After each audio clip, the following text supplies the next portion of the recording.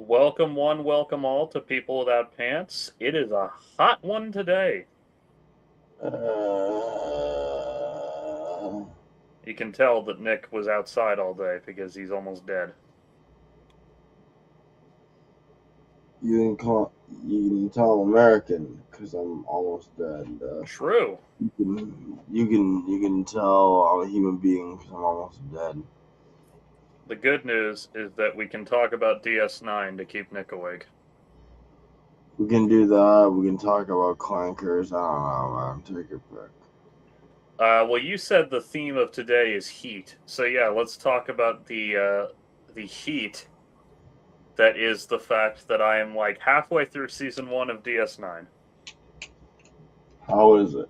It is very good. I like these characters a lot. I like this wormhole a lot. I know that like the Dominion or whatever comes through the wormhole eventually, and that becomes like the main thing the series is about. But I mean, it's about a lot of things. That's just like one of the most important canon events. But yeah. yeah, I what was the last one I watched? Hang on. I'm gonna because I'm watching them in like a weird order because I'm watching Next Gen season 6 as well. Oh. So what was the last? Come on, fucker, show me what I'm looking for. Yeah, for the record, hang on, I'll bring it up so everyone can see. This is the weird ass air date order I'm watching fucking Next Gen and DS9 in. See?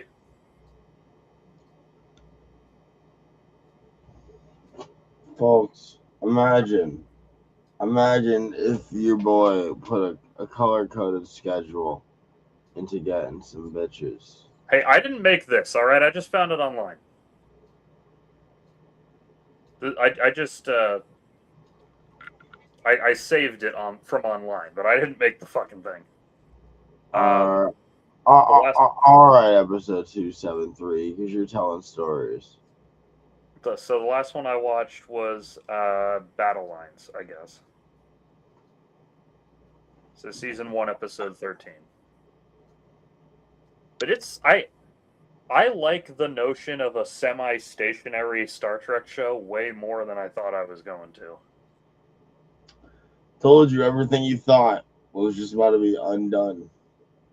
Yeah, like I knew a lot of the stuff from it. Like I knew about the crossover with the original series, and I knew that like Cisco had all this moral weight he had to carry from being who he is, and I mean, Cisco Moore just like has these really sore shoulders from carrying the entirety of Star Trek on his back for a bit. yeah, he does, and he doesn't even have his cool look yet. I'm still on the part of the show where he has hair. Fucking, oh my god, yeah. He still looks like he he's like reluctantly there. Well, he is kind of reluctantly there at first. He gets It's assigned almost to like like the look suits the character. yeah, he gets assigned to like the shitty little space station, and then the shitty little space station discovers that it's next door to the space version of the Suez Canal. Well, okay, I feel like we're slightly underselling the part where he goes, all right, so we are a base that is located near this canal. How far are we from the Suez Canal? What if you shot the building at the Suez Canal? What about that? And Well, people go, what? And he goes, yeah, I mean, it doesn't need to really hold together that much. It's a building, it's not a car. But can you shoot the building at the Suez Canal? And you have this random dude pop out of nowhere. He's like, listen, I'm a good Star Trek engineer because I'm ethnic as fuck, but I'm not brown. And then that ethnic as fuck, non brown engineer gives you an overdone estimate. He goes, no, cut your bullshit. cut your bullshit. How long? He gets an actual number, and he goes to bed. Yeah, that was a great one. Do I not give loved self-inflated numbers. I loved Julian's whole frontier medicine conversation, and Kira's like, "Yeah, the frontier you're referring to is where I live, bro." Well, just saying things to the frontier is like so damn offensive. Yeah, and it's funny that they let the like non-white guy get that line too. Well, okay. Do you want to know what Julian really makes me think of in this? What? I think he's written to be like what a fucking TOS person would look like from the outside, or like a TOS writer. Kinda, yeah. Cause like, I'm on the right side of things. I really care, guys. You want to see how much I care? Here's a stack of things that I care. I came out to the middle of nowhere to say that I care. I mean, he Did does you just care. call her a negress, bro? What the fuck is wrong with you? Like, that's the thing, is that he does actually care. He just has no clue how to relate to other human beings. that is literally how I feel about every writer on TOS. Yeah, Every exactly. single one. Now, I know some of the shit about Julian that I'm not supposed to yet because of the internet, but like, even if we ignore that, even if we pretend I don't, it's still like, all right, this guy clearly struggles to interact socially. Yes, but if you're gonna play the internet metagame, you gotta be aware of the fact that that was definitely written as an extension of his character. Oh, I know, and that's great. Like, But he's not like, an antagonistic force at all. He's just like a guy who has no clue how to talk to other people. I feel like Gene Roddenberry deserves a place on his own show. That's all I'm trying to say. Yeah, exactly. And he also, like Gene Roddenberry, desperately, desperately wants to fuck the hottest woman there. That's what I'm saying. Like Gene Roddenberry is horny as shit. I really think there's credence to like the theory that Julian is just an insertion of like these out of time people. Well, so regarding Gene specifically, supposedly on the set of Next Gen, he had, or in the writer's room of Next Gen more accurately, he had this kind of thought that by the 24th century we've evolved beyond the idea of interpersonal conflict. Gene Roddenberry did. Yeah. So like you notice that in Next Gen, like in the basically till he wasn't writing Next Gen anymore, you do notice that there isn't much like extended personal conflict between the crew members on the ship. Yeah, but like, how do I put this kindly? Sometimes we can make assumptions about the future because we're trying to be aesthetic, like Kubrick in 2001. Yeah. Sometimes we can make choices about what we think the future is going to be based off tech at the time. Like the Jetsons. Gene Roddenberry really doesn't fucking have like anything to back what he's doing except I thought it was cool.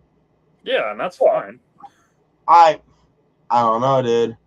Cause like I think for a surface level conversation, maybe until you introduce the dude writing a civilization with like a bunch of different races in them, and Joseph Campbell's ghost on my shoulder telling me that if you try to argue that interpersonal conflict doesn't exist in the 24th century, then the 24th century doesn't have any stories going on, buddy. Yeah, well, that's why the writers were like, "What the fuck, Gene?" And Well, I it's hate just to say, dumb. It's a concept. If you yeah, think about I hate to say it, but Next Gen did get better when Gene wasn't writing it anymore. it.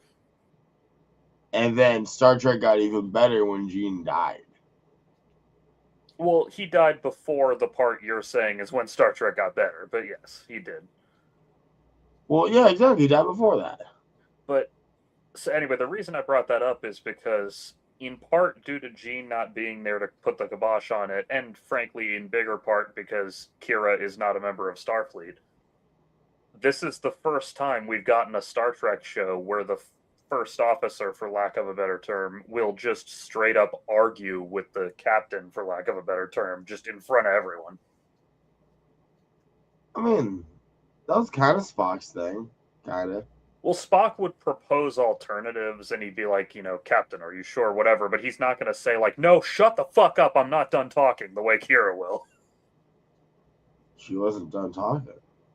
Oh, I agree. I really respect the fact that her respect for Cisco is. I'll put it this way, and I'm sure that I'm right, even though I don't know for sure. But I'm sure that over the course of the series, I'm proven right. She doesn't respect Cisco, the Starfleet officer. She respects Cisco, the man. No. Okay. Option 3. Okay. She respects Cisco, the elder to her people, who is essentially a goddamn godhead. Well, no, I know that comes later, but what I mean is, like when you look at their interactions in these first 12 episodes I've seen, she does carry some respect for Cisco just because they're both competent professionals doing their jobs, but You she don't doesn't think a really. lot of that respect comes from Kaipaka? Well, that too, yeah.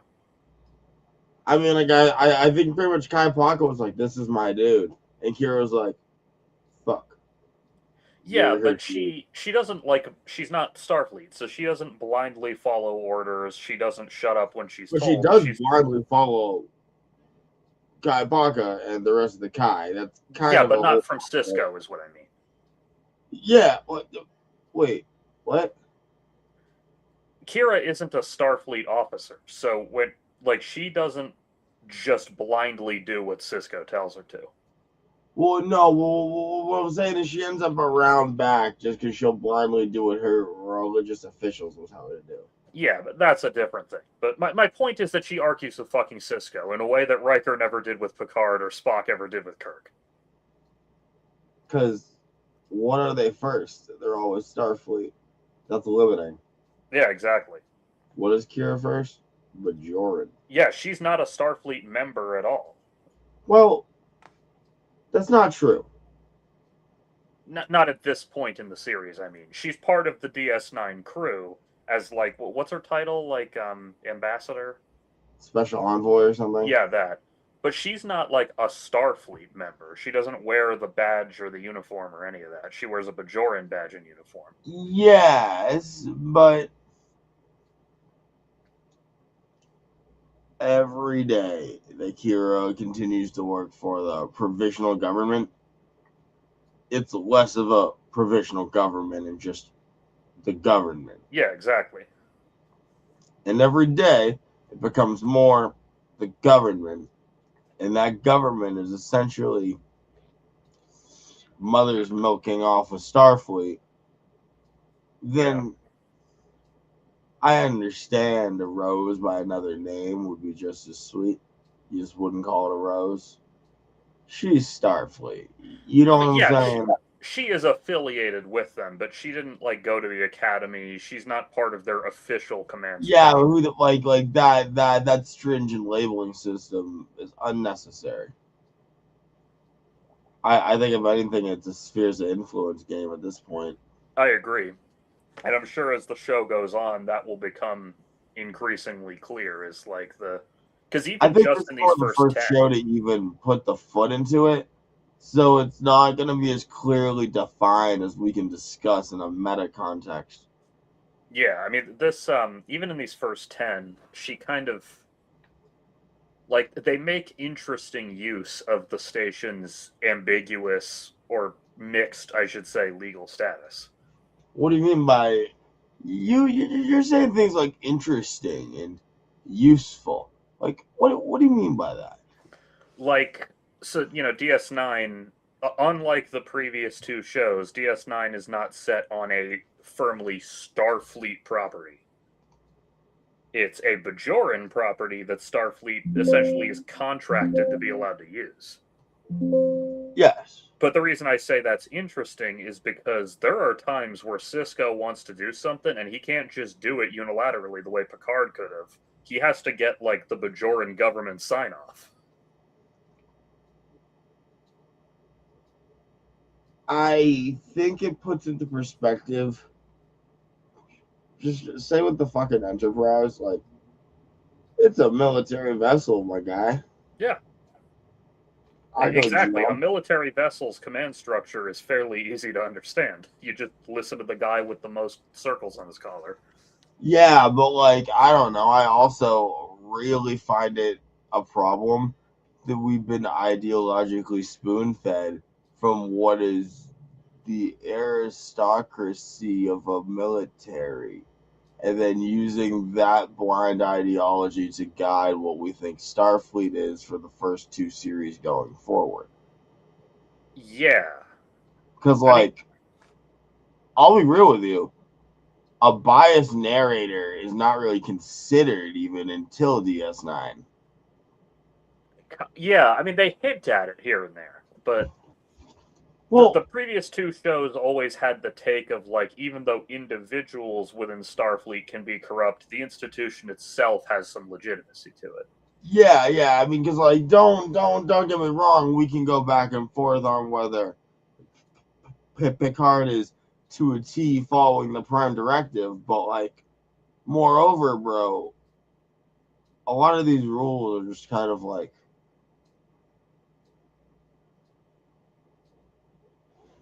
galactic colonization.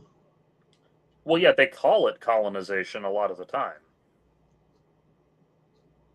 Like, They just the first two series, the real contradiction or antagonist or the best constraint of the Federation you get is pretty much a bunch of fucking space hippies calling me Herbert. And he's like, "You're being the man, man. You shouldn't do that, man."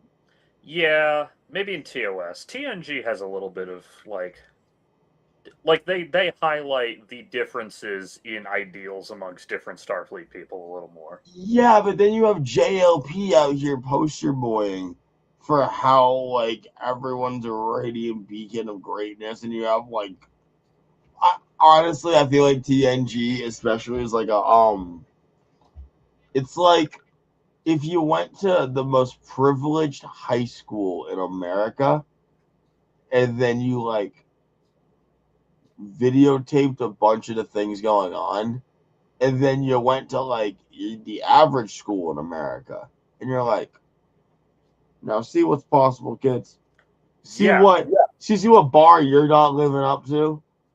yeah. Where like all the kids are just like, this is fucking dumb. I was just enslaved by Cardassia like a year ago. What the fuck?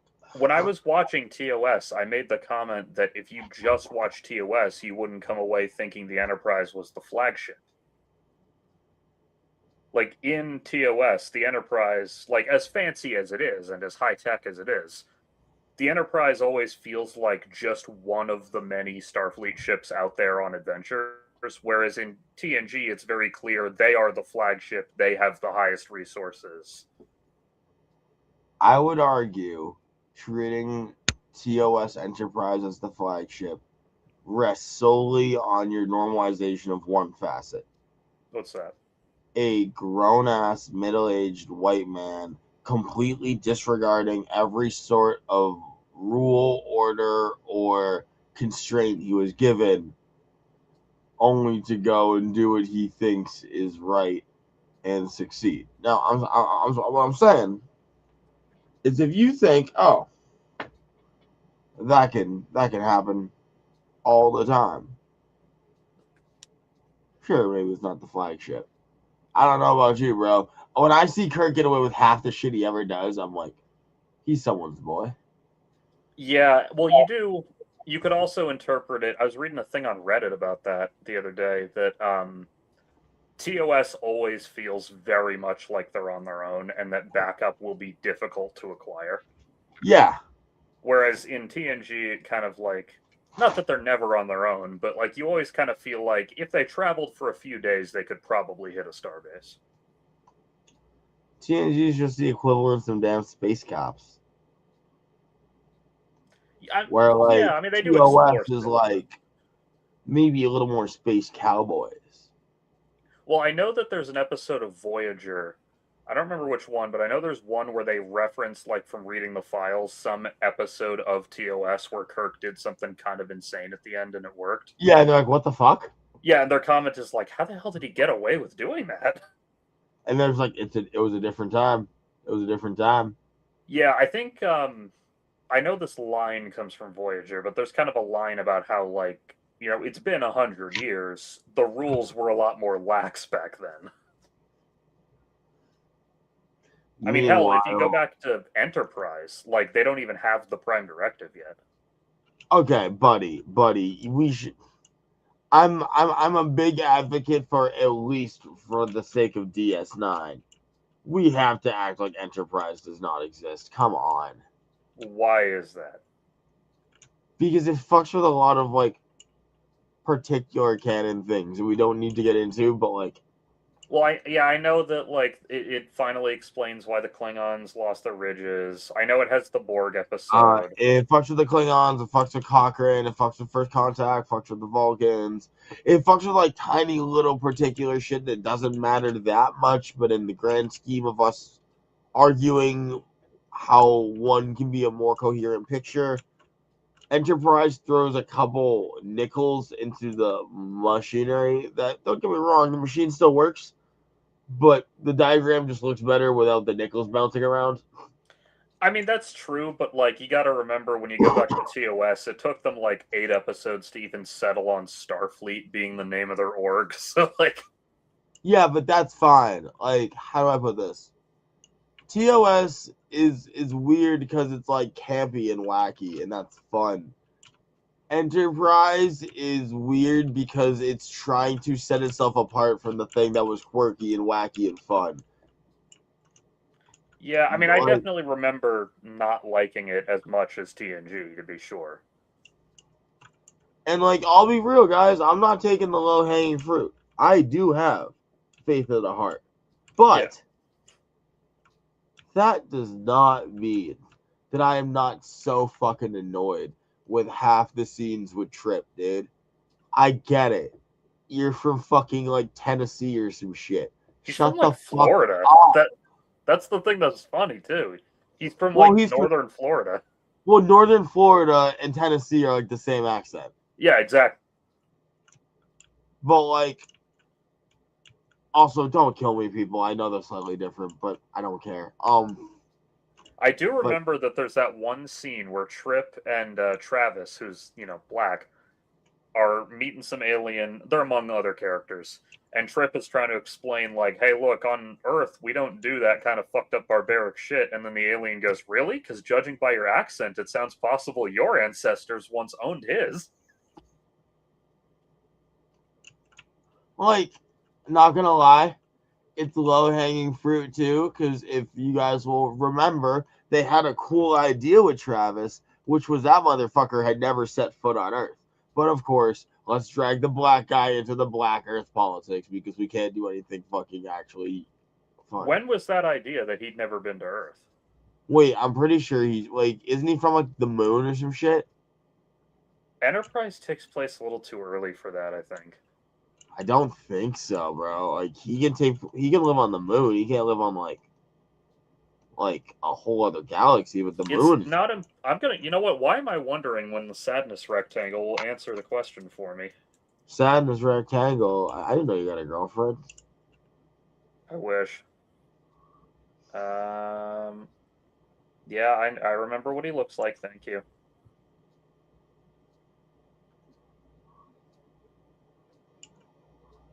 Oh, here it is. Mayweather was born 2126 aboard the cargo ship ECS Horizon halfway through a cargo run from Dralax to the Vega colony. Having been raised on a cargo freighter, Mayweather was commonly known by those who had not spent their lives in space as a space boomer. Yep. Yeah. Yeah. Okay, yeah, it's not that he'd never been to Earth. It's just that he spent a large chunk of his childhood in space. But my point is, he's like a unique cultural development, and we simplify him down to black man go burr. Yeah. Hang on, I'm just reading something.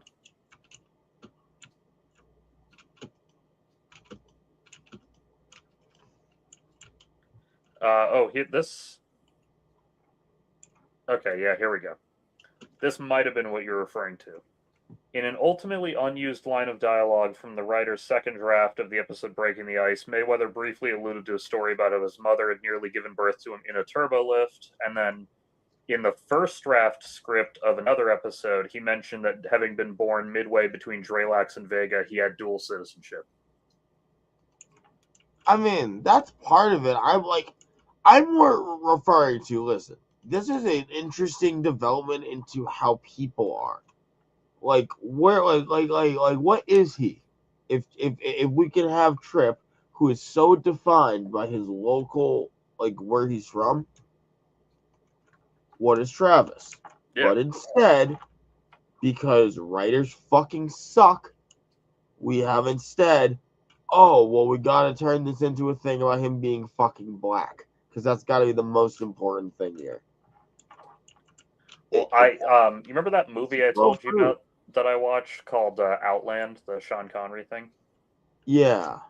So that was part of the movie, part of his kind of dilemma is that his wife leaves with their kid and says, "Come with us, like we're going home to Earth," and he doesn't want to initially because he's dedicated to this job and all that. It's high noon. It's high noon in space.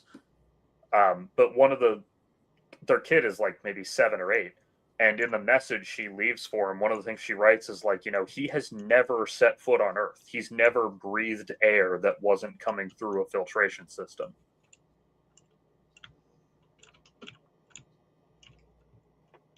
I mean, I think that's more of like the physical development of it.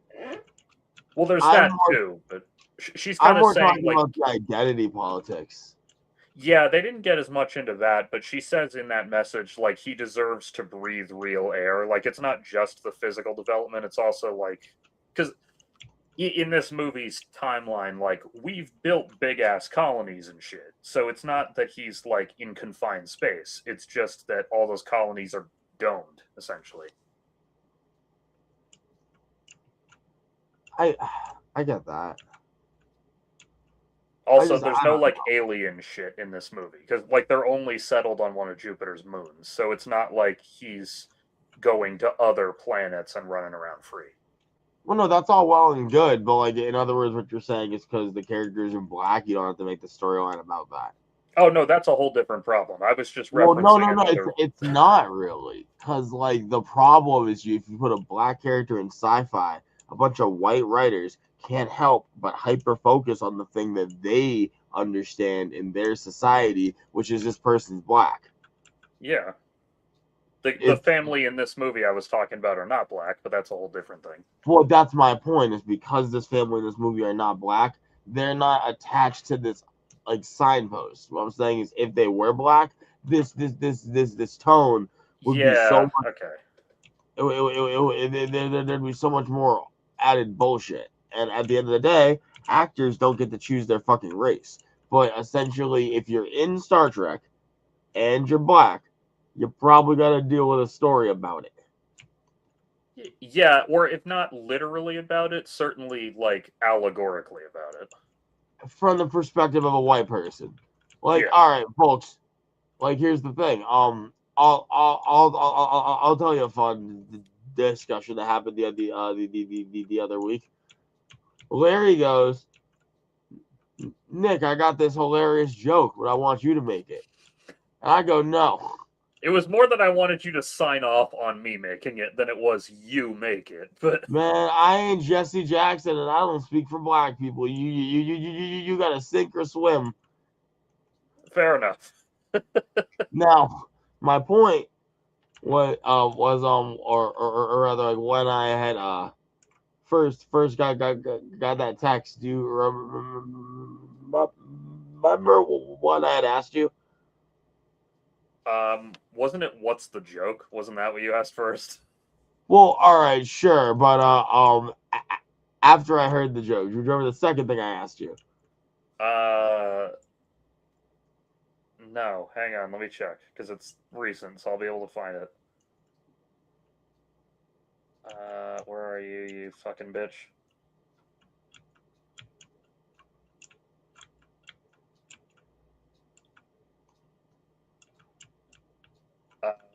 Not gonna lie to you, that's fucking hilarious, but you should just do it.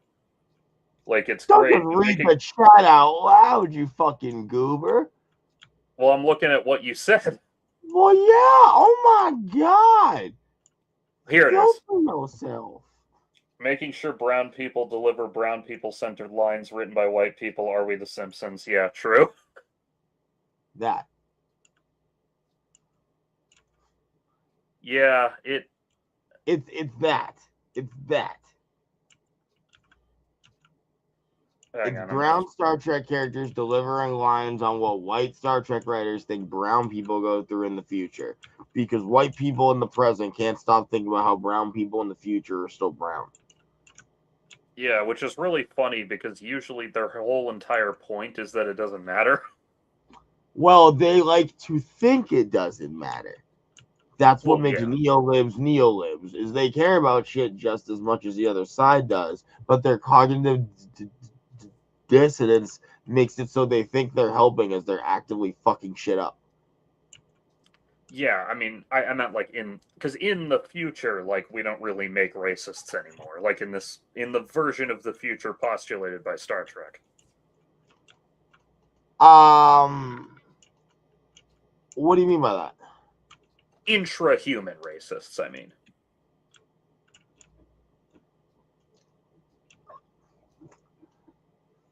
We don't really practice it in a modern sense much. Yeah, like when you look at Star Trek characters, like when they do bigotry with human characters in Star Trek, they're bigoted against other species. I mean, obviously they go to the past and shit, but like sometimes they're bigoted based on location. Elaborate, because I think you're right, but I mean, I just think there's a couple of times humans have kind of drawn a circle around an area and have been like, yeah, everyone here cool, everyone there fuck them. Which, I mean, I guess is more xenophobic, but sometimes it ends up crossing. Like, well, do they do that on Earth though? Like just within Earth? I mean, what, did they have to do it within Earth to do it within human control? No, just within Earth specifically, like intra-human conflict.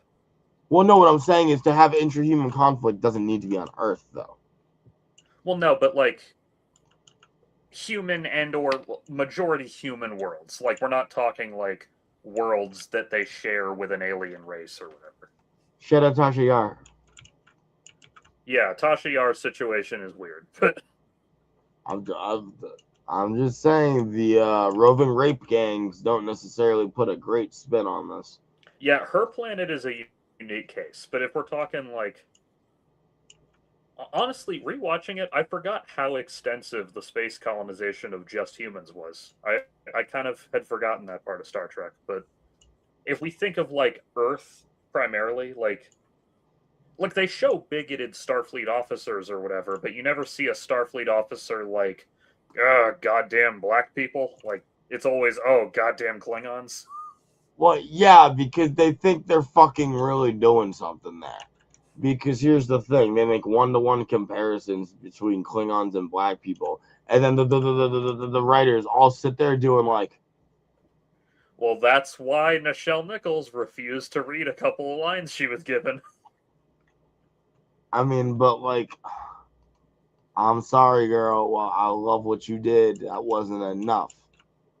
Well, yeah, but it was all she was allowed to do in her tiny supporting role in the movie, I guess. Well, thank God the master made sure she's done what she's allowed to do. Yeah, I know. I don't agree. I agree with you, to be clear. I don't know. I just think that, like, we should keep an eye out for some of the, I don't know if it's virtue signaling as much as the kumbaya post-racism thought. Yeah, and I know that's part of why you love Sisko, is because Sisko's one of the few guys who, like, remembers with clarity how bad racism was. Sisko's great because he's like, I have books. Y'all are stupid, and I'm pissed off at it.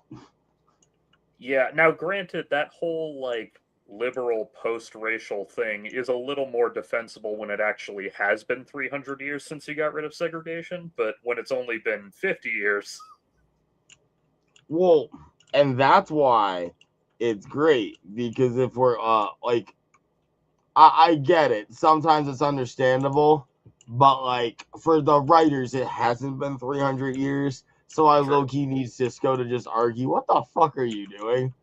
I do like that Starfleet, especially with, well, not even just with human cultures, but any culture that's like allied with the Federation, that they go kind of out of their way to make sure that those cultures have some representation when the situation calls for it. Now, granted, that's easy to do with aliens, but like I think back to Kiko and O'Brien's wedding, how it was like a really interesting mishmash of Irish cultural stuff and Japanese cultural stuff. Yeah, but like, bro, that's what I mean. Like,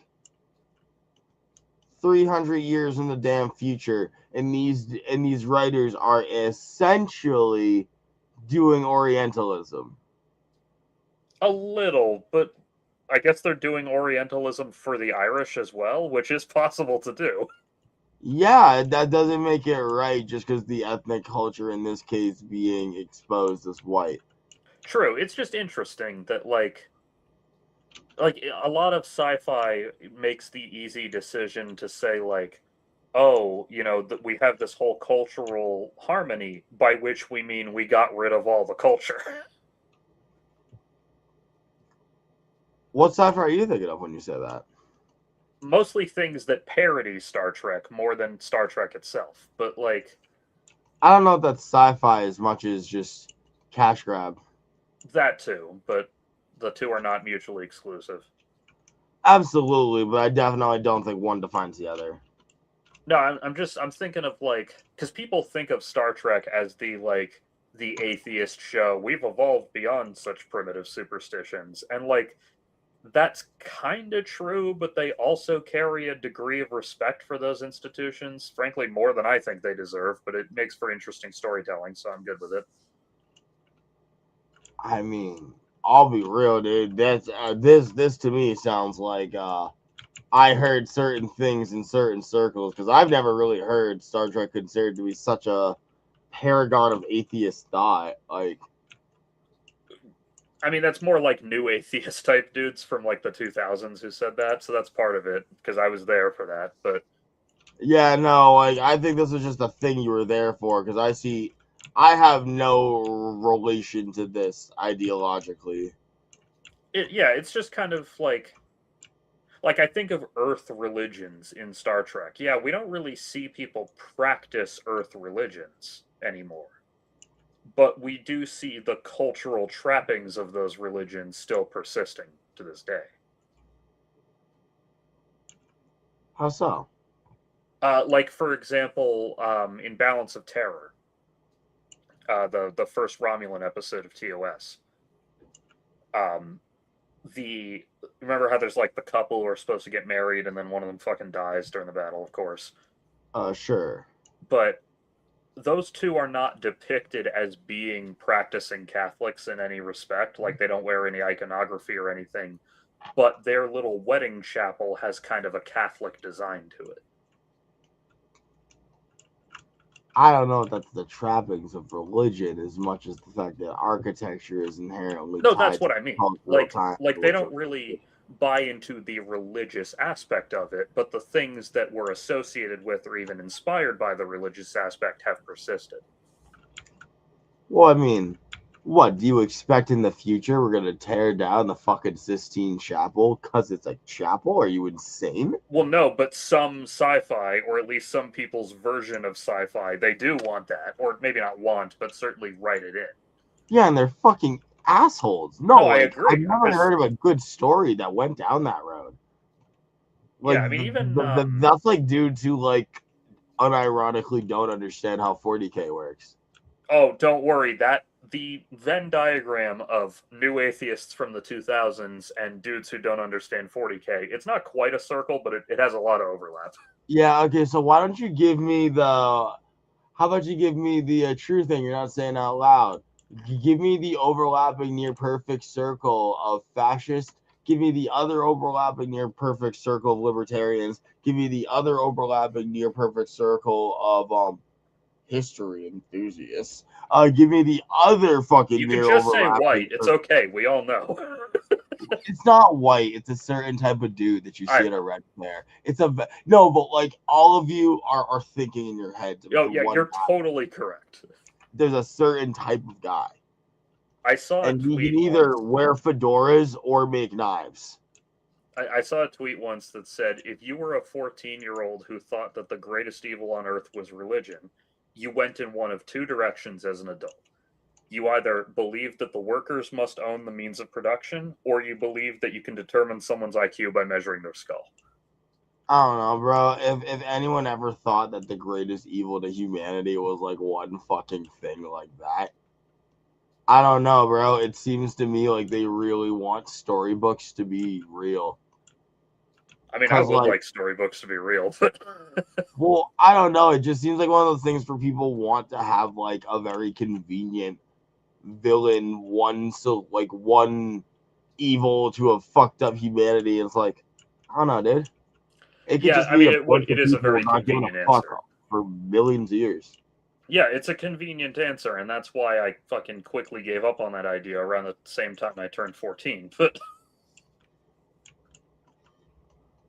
It's just it's I I guess I could never see myself being in those circles because I would have just fucking fought people at 14. oh, I did. Not as often as you would have, I'm sure, but I did on occasion. Cause like what the fuck is I don't know, man. Listen, I'm not like the like giant seller on why like religion is the greatest thing for people, but like I swear, you like talk to infinite atheists on this topic, they'll be like, name one good thing that we've ever gotten from religion. And I'm like, I don't know, the pyramids, most of the science in the Muslim worlds. I already mentioned the Sistine Chapel. I can mention the Taj Mahal. I could mention like actually most of the wonders of the world if you really want to talk shop. I mean, frankly, when part of accepting your hatred of religion is also accepting the fact that certain things hail from that we've just adopted so universally that it'd be too much of a bitch and a half to get rid of them now. Well, no, I mean like we just wouldn't have like you aren't gonna make a giant ass complicated building without the religion. I mean, you might, but even if you don't, like, it's kind of irrelevant at this point. The Sistine Chapel's there. It looks really nice. We should leave it up, even though it's got religious bullshit in it. Oh, is it bullshit that a bunch of people hand carved a bunch of statues and shit? No, no. I meant bullshit as in like the story, but whatever. It's an interesting story as long as you don't believe it's real. My guy, okay, you're a fan of Star Wars. You can Yeah, clearly enjoy a story without it having to be 100% like making sense. yeah, I know. That's fine. So like, But to be clear, I'm just as mean to the people who think Star Wars is real as I am to the people who think Jesus is real. In fact, probably meaner. Yeah, I know. I'm doing my fucking edgy atheist thing. The point is, well, like, no, I'm just sitting there like, what? Because like to them it is real, so you gotta. well, yeah, and I think what I think about people who think that Jesus is real, but I mean, we've discussed that before, and I can fucking do a whole segment on it later if I want. But the point is, like, just because a thing I don't like was the genesis, no pun intended, of this big ass art installation, it's still a cool art installation. Fucking Scott Adams made Dilbert before he went crazy. We don't have to all get rid of our Dilbert comics just because Scott Adams became Hitler. I mean, we could kind of examine the Dilbert's a little overhyped, but Oh, I agree, but like as I far as mean, things to be a fan of go, it's pretty inoffensive. like, don't get me wrong, Dilbert's cool and all, but like, it's just the Peterson principle in a comic. In other words, a dude with incompetent bosses. Yeah, and that comic made the term Peterson Principle too, by the way. It made the name, but like people were already writing about it. Oh yeah, the name Peterson Principle. I mean, Well, I mean, like that's what I mean is like Dilbert is very much like it was good at like pointing a thing out and coining it, but it's not necessarily amazingly like unique thought. yeah, I mean that's just true of Dilbert in general. There's a reason Exactly. it was a newspaper comic and not like a fucking hit TV show. Whoa, whoa, whoa! When you say something like that, you start picking up the wrong stones, and when you pick up the wrong stones, you end up in a bad place because you end up missing out on the stone that the builder refused, and you cannot do such a thing. Yeah, I know. Do you? Yeah, because Boondocks. Yeah, I'm not shitting on newspaper comics. I'm just saying that they are, by definition, designed to be consumed in very small doses. Well, so is acid. Yeah, exactly. And like acid, if you do too much of a newspaper comic, you get kind of burnt out on it and lose interest. I mean, or you start the Grateful Dead. Or you start the Grateful Dead, but most people don't start the Grateful Dead. Statistically, almost nobody starts the Grateful Dead. But what if Brian Boitano wanted to start the Grateful Dead? Yeah, I know. Brian Boitano is a special thing. Now, while I'm here, since you made that Boondocks reference, let me see if I can fucking remember that whole song. Because I like that song, despite not generally being so much when of a you say you're fan. going to see if you can remember that song, does that mean you're going to sit on camera and absolutely silently stare off and go, No, hang on. I'm going to actually go through it. I am the stone that the builder refused. I am the inspiration that makes ladies sing the blues. nope, I already skipped the line. What'd I skip? He's the visual, the inspiration that makes ladies sing the blues. The visual, the inspiration. To make your idea bright. Wait. Yeah. I'm the visual, the inspiration makes ladies sing the blues. I'm the spark that makes your idea bright, the same spark that lights the dark so that you can know your left from your right.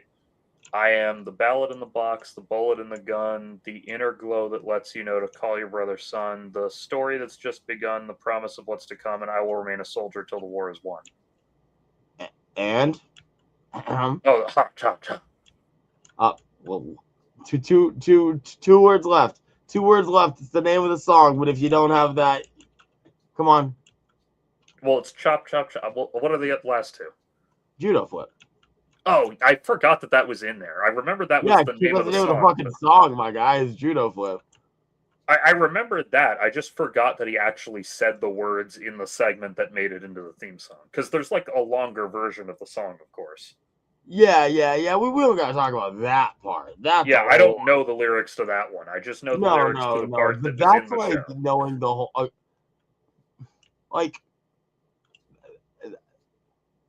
how much of the Fresh Prince theme song do you think you know? At one time, I knew it all. I don't think I still do. Now I want you to pull up the extended version of the Fresh Prince theme song. Oh, Christ, I'm afraid. Yeah, bro, because you're about to feel silly. Because you didn't know how long the Fresh Prince theme song was. You actually just didn't know. Do you have the lyrics? Because I can't play the song, obviously. I mean, we could. I know, we'd be in copyright jail. I don't know, man. Speaking of, I'm in fucking Twitter jail right now, and they refuse to tell me why. I'm pissed. I mean, maybe stop gooning. I don't well, first of all, I don't really goon directly on Twitter, and second, I don't even post any of my own shit usually. I just, retweet stuff. You know what I think it was? I've gotten warnings on there of it thinking I'm a bot because I hit like too many times in a row too fast, but that's just because I'm reading my tweets really fast. So I think it thinks I'm a bot, and I'm like, so I'm being punished because I can read? I don't know, man. They're tweets. They don't take long to read each one. If I had a nickel for every time a white person didn't think they did anything wrong or then blamed it on some random arbitrary thing that had nothing to do with the situation. Okay, but I actually didn't do anything wrong, because I don't do anything on Twitter except fucking read shit. I don't know. He'd be gooning, folks. He's gooning. I don't even do that. I mean, I follow some sex workers on Twitter, but I don't like open Twitter to beat off.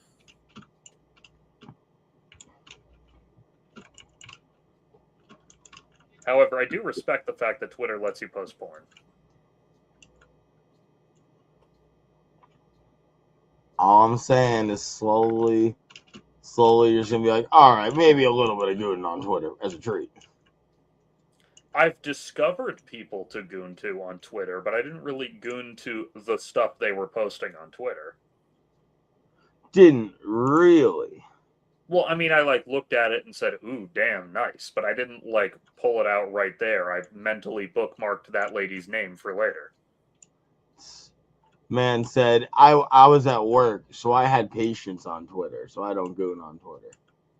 Also, usually what they post on Twitter is like not that much of what they do, you know? I wouldn't know. I'm not gooning on Twitter. Well, neither am I. That's my point. Is like, yeah, this lady might make some fucking porno, but like what she posts on Twitter is just like a suggestive image with an OnlyFans link.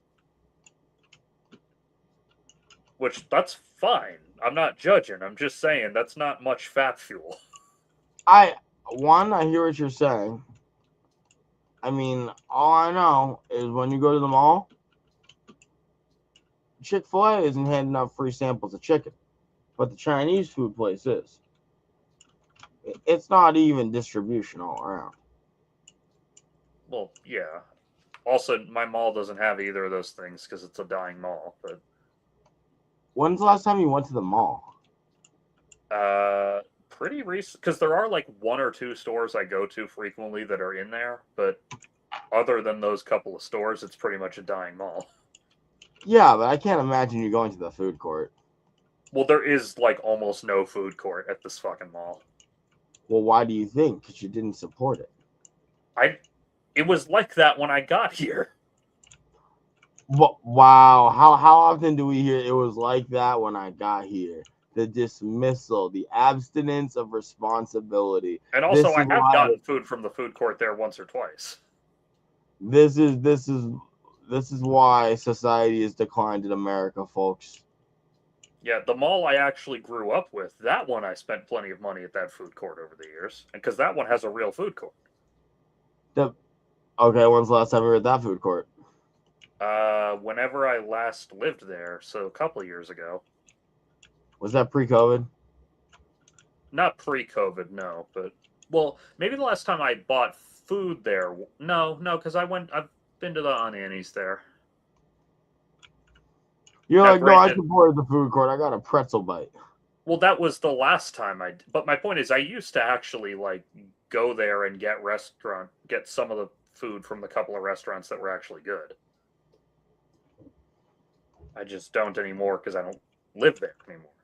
Now I live in a mall not in a mall, but I live near a mall that only has like 4 things. I don't think you even eat outside your house. No, I do. I just don't go out to eat super often anymore, but like sometimes I do. Fair. I do have those Fresh Prince lyrics. Hang on.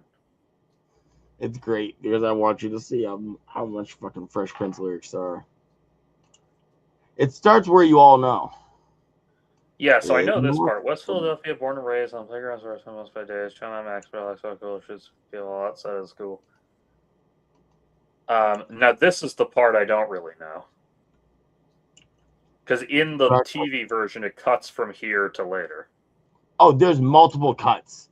That's how cut down on that song is. There's not one cutout part. There are multiple cutout segments. It's also interesting that the mom is just willing to send her son off and not live with him. I think it's a thing a lot of country people do. No, like, they do. It's just funny to think like if she had like a rich brother this whole time, why doesn't she live with him too?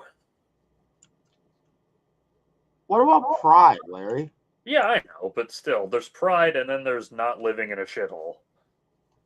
I don't think West Philadelphia is a shithole. I just think when your son's getting one little fight, and you're getting scared, you might need to send him to go live with his aunt and uncle in Bel Air.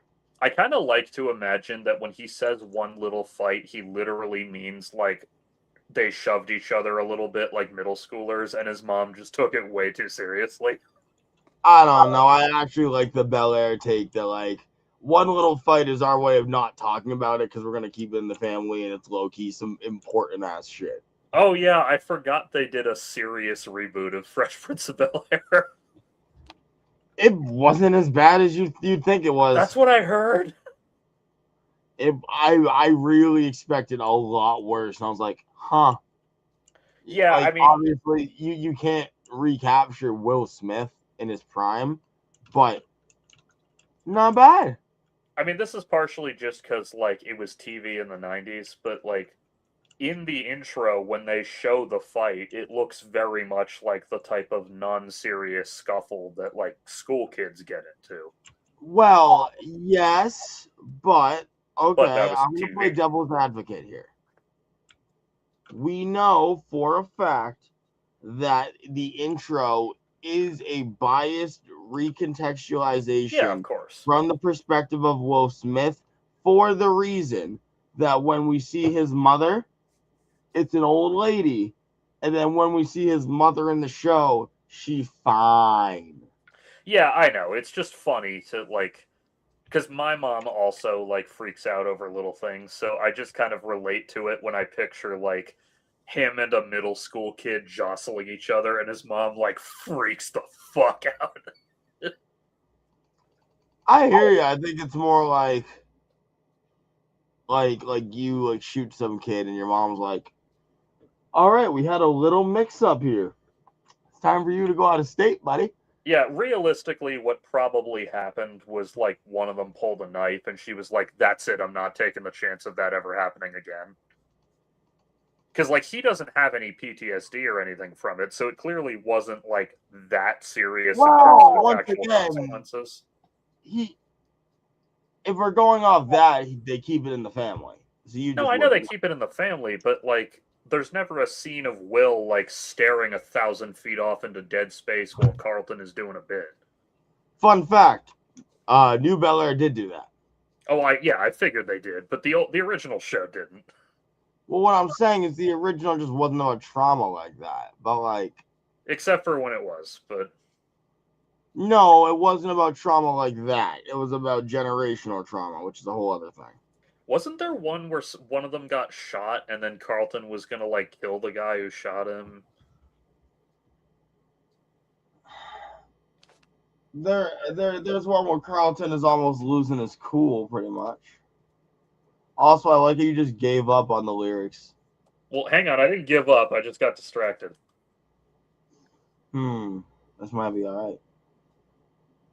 Yeah, can I get one? Yeah, this is the scene. Yeah, I'm not. I mean, the AI is fucking bullshit, but this is an accurate description. Because there is that scene where he says to Carlton, like, "You can't even look me in the eye. You're gonna look the killer in the eye," and Carlton just goes, "I'll close my eyes then." Remember, we can't just be mad at something because it was made by AI. We should be mad at dumbasses misusing AI.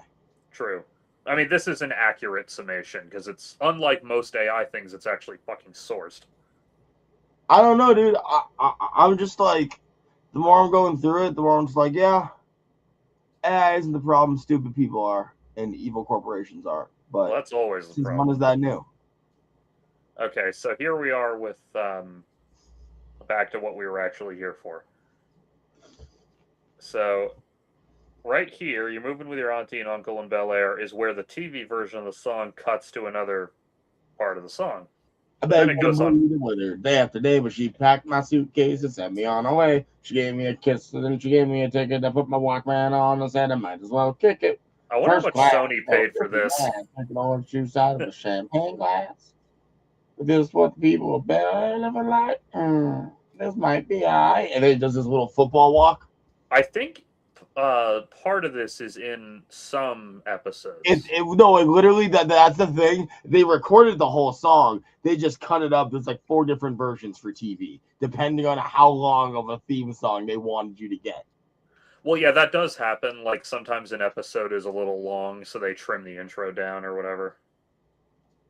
Simpsons does that now. Simpsons doesn't have the fucking couch gags in most episodes anymore. Don't try labeling the Simpsons under that. The Simpsons just they're like, yeah, we gave you 20 years of an intro, so you could just imagine you have it now, which is fucking foul. They literally just assume that we've seen it enough. And I mean, maybe to I be have. fair, even in their prime, they did reuse them occasionally, but still, like, guys, come on. Reusing them is a lot different from just like being like, all right, name card. The plane landed, and when I came out, there was a dude looked like a cop standing there with my name out. I ain't trying to get arrested yet. I just got here. Oh god, you like read it like you're reading a fucking court transcript. Well, because I can't sing that part of the song in my fucking head the way I can with the rest of it. You ain't singing none of this. It's the Fresh Prince of Bel-Air. I whistled for a cab, and when it came near, the license plate said fresh, and it had dice in the mirror. If anything, I could say that this cab was rare, but I thought, nah, forget it. Yo, home's to Bel Air. See, now you're reading it like how the defense lawyer reads the lines of the guys who were alongside the defendant. True. He gave me a. I pulled He up gave to me a a house ticket. about 7 or 8, and I yelled to the cabbie, yo, Holmes, smell you later. No, because like that's just like the guy with glasses. It's the way white people always will switch their voice when they're doing a black guy, but then they don't want to do a black voice. So like what they do is they just get more rhythmic in the syncopation of their voice, which is funny as fuck to me. Hey, man, I got limited options. I'm just saying it's a subtle subconscious acknowledgement of identities through rhythm. And I think that's funny because like that's just one step away from these jungle bunnies gonna fuck my wife. Like, I mean, I wasn't gonna fucking say that, but all right. that's why it's a step away. It's a big step. Yeah, it's a big fucking step. That's like a leap. That guy we mentioned has really long legs. Yeah, exactly. He does he does the fucking time cop split. Like that's the level of step you have to take. I don't know. I feel like it's just like it's giving you like SpongeBob taking a really dramatic step kind of energy. Yeah, stepping on the beach. Doot, doot, doot, doot. Yeah, I haven't watched Fresh Prince of Bel Air in so long. I forgot. Like, I'm actually shocked by how much of this I still knew. Well, I mean, it's iconic. Yeah, it is, but like, there's lots of iconic shit that I don't have memorized. Like what? Like, I don't remember the fucking He-Man. Like, I remember that he says by the power of Grayskull. I don't remember the whole fucking speech. And I try. And I got to try. Speaking of, apparently the new He-Man movie doesn't suck complete shit. Yeah, no, see, like, I remember the whole thing from He-Man. And I said, hey, yeah. I feel like that's not from He-Man. I said, hey, what's going on? Yeah, I feel like that song came from somewhere else, but alright. No, like, it's.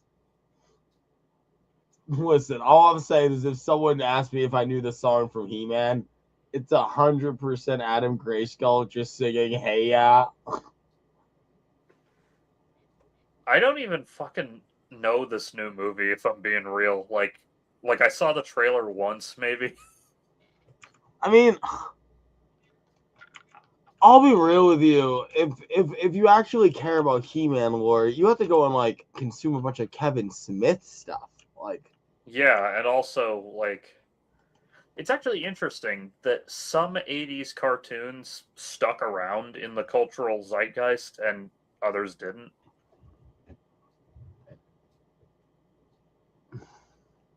so which other ones do you think stuck around?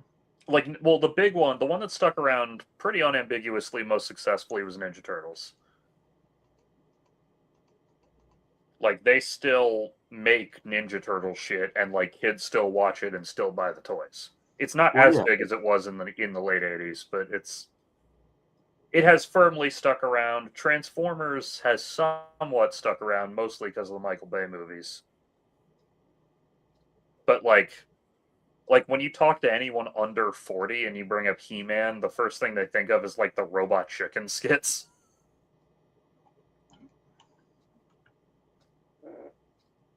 G.I. Every now and then they try to resurrect G.I. Joe, and they usually fail. Well, I don't know. I think you're forgetting a couple of them that have just kind of faded into things everyone knows, even if we don't think about them. Which one? Smurf. Oh yeah, I'm talking like action figure fucking toy commercial cartoons. Well, Smurfs is a toy figure commercial cartoon. They're just not action. Yeah, I'm talking like the big action packed, like specifically for 10-year-old boys type of cartoon. I don't know, bro. I think that's. Well, gals are a big market as well. I ain't trying to. Oh, I know they are. In fact, they're blue such a things. big market that they canceled Young Justice over the fact that girls were watching it. I'm just saying that, like, you got to consider Rainbow Bright, you got to consider Smurfs, and you got to consider Strawberry Shortcake. Yeah, but keep in mind, with the exception of, I mean, the Smurfs are kind of still around. Strawberry Shortcake is 100% still around. A little bit. Rainbow Bright, I wouldn't say is. Okay, I'll give you Rainbow Bright, but then I will replace them with Care Bears. Care Bears have somewhat stuck around. Yeah, though Care they're Bears not have as big as they were. legitimately, definitely stuck around. You cannot argue they haven't. No, they're just not as big as they once were. None of these But properties are. no really. physical toys as big as it once was. iPads exist. God, that is so fucking depressing. Like, I don't know what to tell you, dude. You're like arguing something that's no shit. Now, granted, I haven't been a child in like a while, but I interacted with children until fairly recently because I had cousins who are a lot younger than me. And it's not to say they never played on their iPads, but like they did also still like toys and football and playing outside and shit. Yeah, but like, you're from an intellectual family. You have to consider really? something. I am? I don't feel like I am.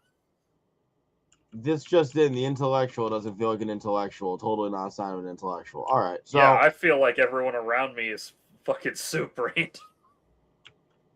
Yeah, that's Aristotle's dilemma at work, and the I idea know. that you're even able to consider that is something of a point of privilege. So what are you talking about, Bucky?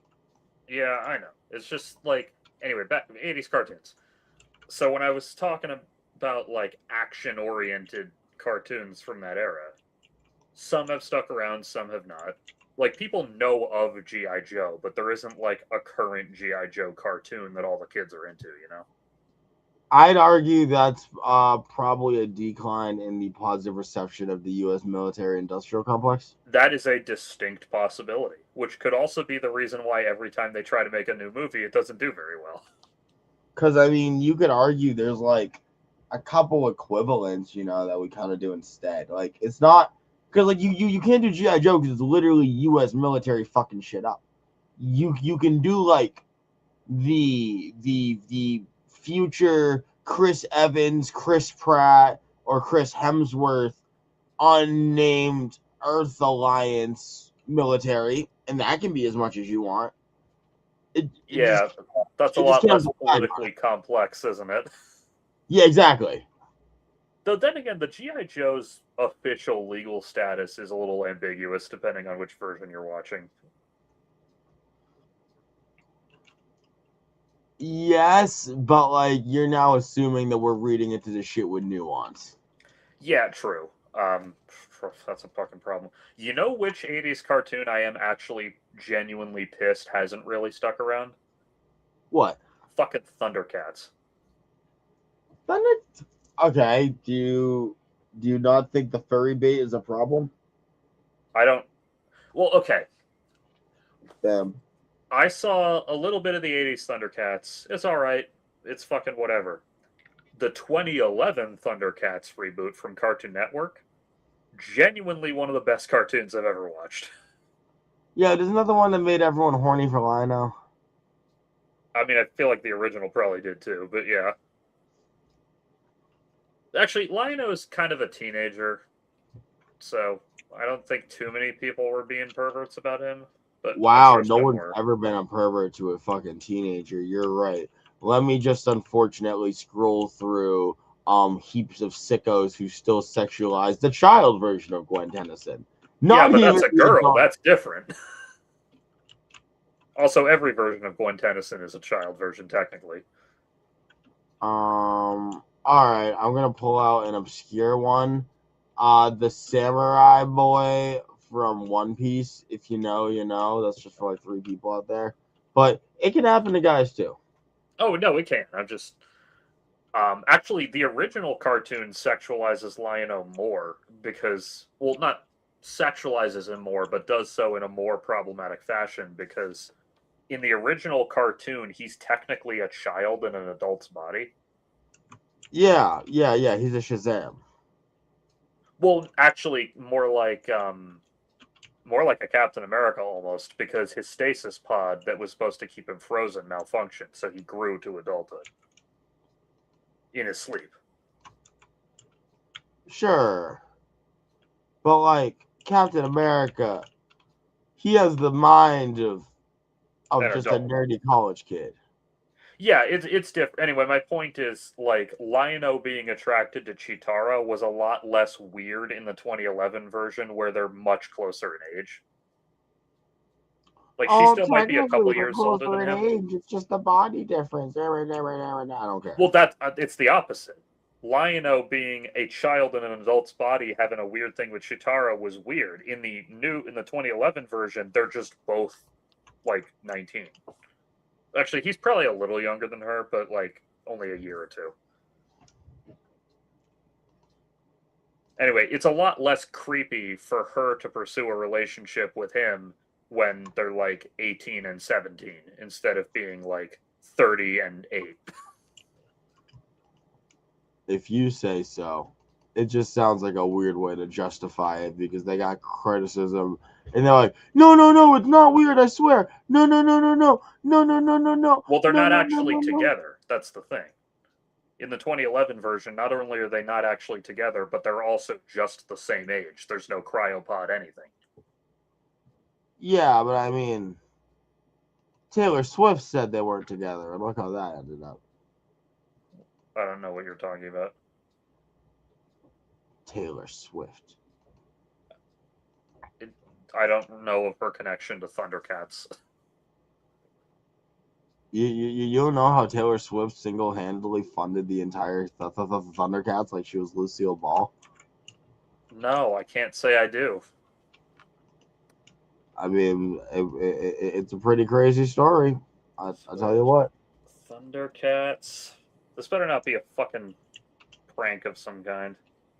Oh no, this is just me absolutely being nonsensical. She has no relation whatsoever.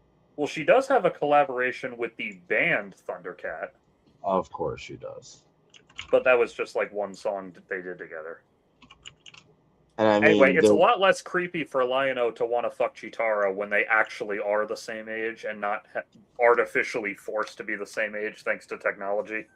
I don't know, dude. I just feel like whenever you're at that argument point, you're just already in like the problem zone. Well, yeah, in the original show, this one recognized that it was a problem, so they did away with the whole notion of the cryopods and just had them Yeah, both but be like the age they you were. already have it. It was already a problem before. Now they're just trying to make it in a way that's not a problem. Yeah, the 2011 Thundercats cartoon was genuinely fucking great though. Like it took all the tropes from the original and took them seriously. If you say so, Buckaroo. It's very comparable to the '03 Ninja Turtles cartoon that you and I grew up on.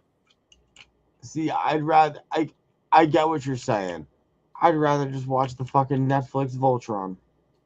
Apparently, they made a He-Man cartoon in the 2000s that was also pretty good. Apparently, but it just didn't catch on. Did you ever watch Netflix Voltron? I never watched any Voltron other than like the Robot Chicken skits about it. Wow, that's messed up. Apparently, Netflix's She-Ra show is really good, but I haven't seen it. It has its moments.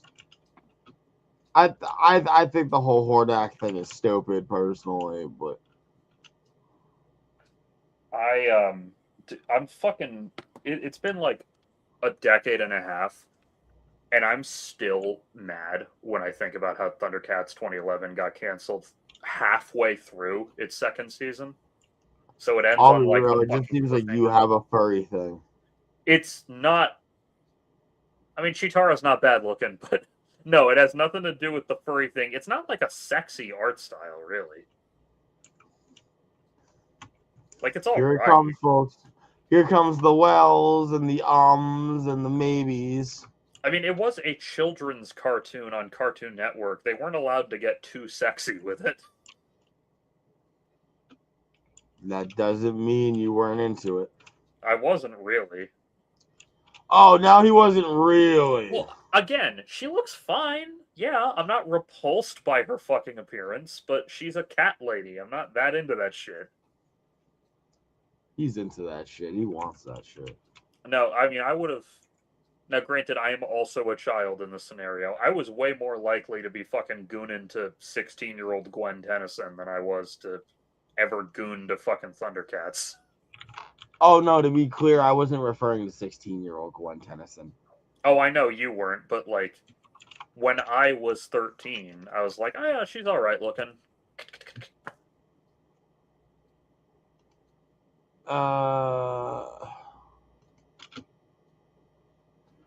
What? I'm just tired. It also helped that 16-year-old Gwen 10 was voiced by a like 30-something adult.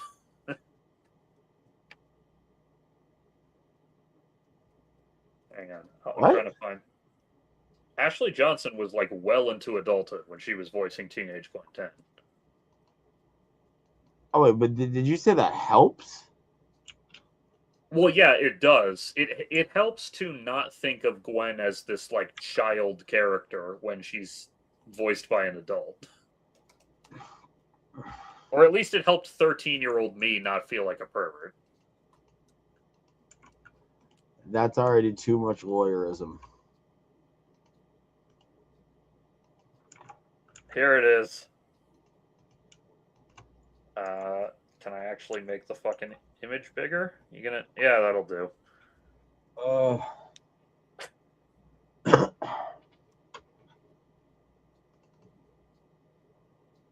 Don't put no, dude. I'm not joking. Don't do that. That shit's gross. I know. No.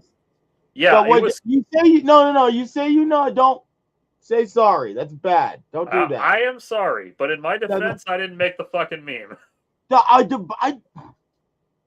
Listen, if I had a fucking nickel for every time a neo-Nazi on the internet, oh, I didn't make it. I'm just sharing the keks. Fuck off. No, that's bad. We don't support child bad content. That's bad. Oh, yeah, that's a screenshot from the real show, if that helps. It's out of context. It's not what you think. If you have to be like out of context, or if that helps, or anything, we've gone too far. This is another good one. Call me Ben, because all my bitch is 10. I ain't mean it like that. He ain't mean it like that. Yeah, he meant 10 out of 10. He didn't mean 10 years old. At least I really fucking hope he didn't. Because he didn't mean it like that. And that's fine. It's also really funny that he's still called Ben 10 when even like halfway through the first season he's got more than 10. But it rhymes. Oh, I know it rhymes. It's just funny. But also, his name is Ben 10. It's I like, in hindsight, the fact that show just proudly embraces superhero tropes where like the characters have names that vaguely relate to their powers type of thing. I don't know. I personally hate Kevin 11's name, but Well, I was just talking more like Dr. Animo. oh, fair. Or like Ben Tennyson. Like the fact that a kid named Tennyson gets a thing that lets him turn into 10. It's like the scene from Spider-Man 2. Guy named Otto Octavius winds up with 8 limbs. What are the odds? But yes, it is very funny that Kevin's full name is Kevin E. Levin. I fucking hate that one. I'm not gonna lie. That one pisses me off. Well, it's silly, but like it's just a throwaway bit, and it's at Kevin's expense, and Ben just kind of chuckles at it. Like that's amusing. Like, fair enough. I get that. What I really fucking hate, which I didn't even see this part because I gave up on Omniverse somewhere along the way because Cartoon Network did the classic thing where they go on an unannounced and unexplained hiatus for like 7 months and then bring a show back unannounced in a new time slot. We love that. Yeah, that's why I lost track of like so many fucking shows. But one of the shows I lost track of as a result of that was Ben 10 Omniverse, so I didn't even see this part. But apparently, they eventually reveal that Kevin's dad's backstory was all bullshit. It was like an implanted memory in Max or whatever. Like, fuck you. Why do you hate that much? Because Kevin's dad was in that one episode he was in was a fucking cool character who made a really noble sacrifice. So to find out that the whole thing was fake, like in hindsight in a different show, I'm like, fuck you. This just in, the plumbers don't care about you. Damn. But I like to think, I like to live in the child's cartoon world where the space cops aren't fucking assholes. Okay, but you said the words yourself. A-cab includes plumbers, buddy. Yeah, I know. Do you? Because it feels like you want them to be adverse. Well, I would like to imagine that the Interplanetary Police Force is qualified to be there. Why? Because it makes me sleep more soundly at night, imagining a world where I'm not in danger. Well, who needs you to sleep soundly, and who needs you to not be in danger? I need me to sleep soundly and not be in danger. Well, take that white privilege and just put it down, man. Accept the futility of life. Accept the lack of control. Also, I just liked the idea that Kevin had a good father. Like, that just made me happy to picture that. Nah, bro. Give him a deadbeat bum like the rest of us. Yeah, what did his dad actually turn out to be? Hang on, I'm going to the Ben 10 wiki. I'm going to the Autism Super Center. I feel like I think the Ben 10 wiki is the Autism Super Center, but that is actually a great name. Apparently, I mean, I guess it makes sense, but yeah, apparently it's a very common hyperfixation.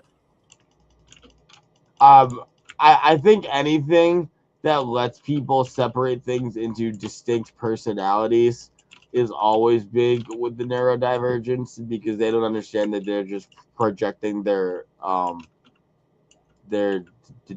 disassociation onto shit. True.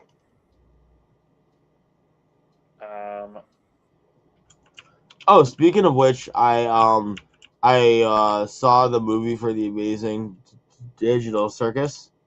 Nice. Not really. It's exactly what I called from the fucking jump because Goose works as a dog shit writer. Fucking at me, folks. I will give you such specific points.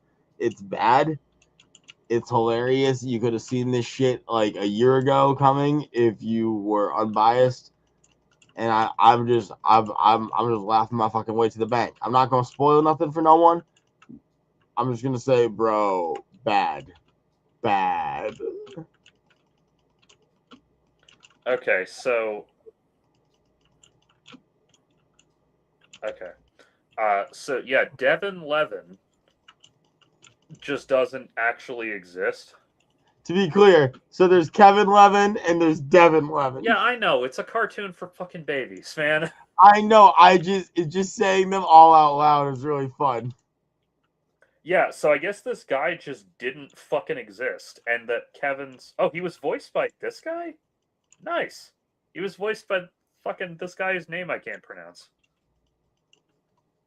That's cool.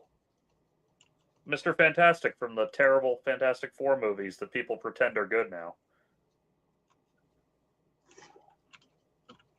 Yeah, so Kevin, like, officially speaking, we don't even know who his fucking father was. That's lame. Same.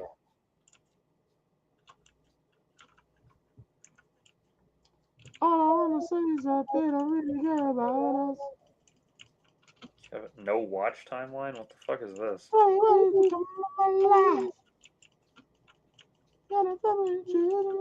Yeah, like, why does Kevin look like fucking Marilyn Manson in Omniverse?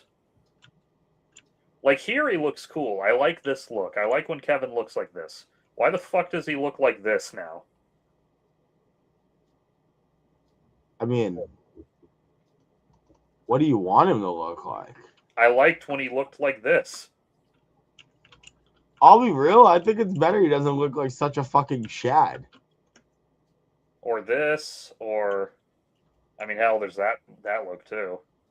Well, I think specifically when you look at the original Kevin, the way they redid him kind of makes sense to me. Because I always felt like, listen, I want the dude to be, like, cool and everything. But they made him, like, football quarterback handsome. I guess. I don't know. I didn't like Omniverse's art style in general. Everything was way too, like, cartoonified. I mean, it is a cartoon, of course, but... I think that's more just us having beef with the state of things in general. Yeah, it wasn't just that. If the art style had been like that, but the show was otherwise unchanged, I could have lived with it. It was just... Omniverse in general, I just didn't really like. Like, I didn't like that Gwen and Kevin were, like, gone except for recurring appearances. I didn't like... I mean, I liked Rook fine, I guess. I haven't given it the time yet. It was just tonally off. Like, it was trying to be more of a lighthearted kids cartoon when what I liked about Alien Force and Ultimate Alien was that they were serious. Yeah, I mean, but this was in the age when they were like, we just need to extend shit. And then there's also the fucking reboot. More content. Well, yeah, this looks AI generated, even though I assume it's not.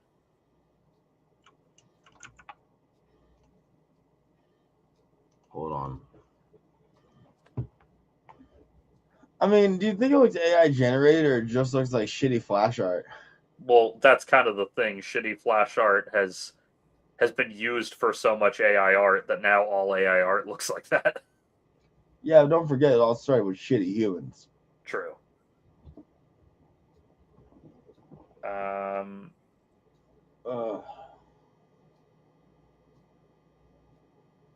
Yeah, it looks better in these ones. I mean, it still is an art style I don't really like, but, you know.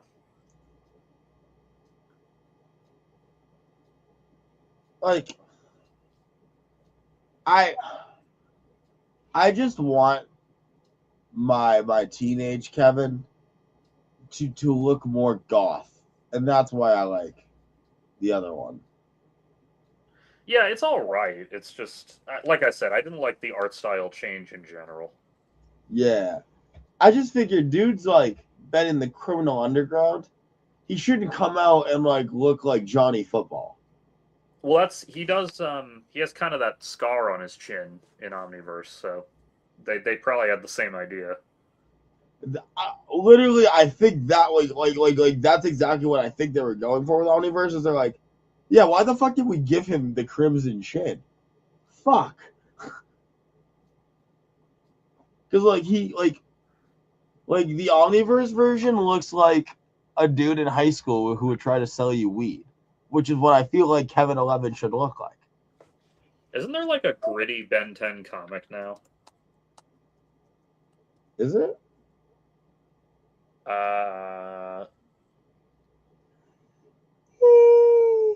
Is it not out yet?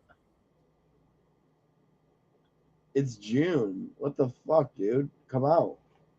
When should you come out? If not June. They say the launch date was Happy scheduled Pride, to be May folks. 6th. Larry, wish a happy Pride to the peoples. Yes, happy Pride indeed. Also, happy Nickmas to those of you who celebrate. Oh yeah, that was the other day. That's why we weren't on Tuesday. Well, I mean, it's still going. It's like a whole entire month-long festival. But the specific day which the Orthodox highlight, yes, that was the other day.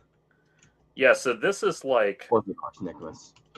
This is like a version, basically the Absolutes version of Ben 10, I guess. I need deets. What's that like?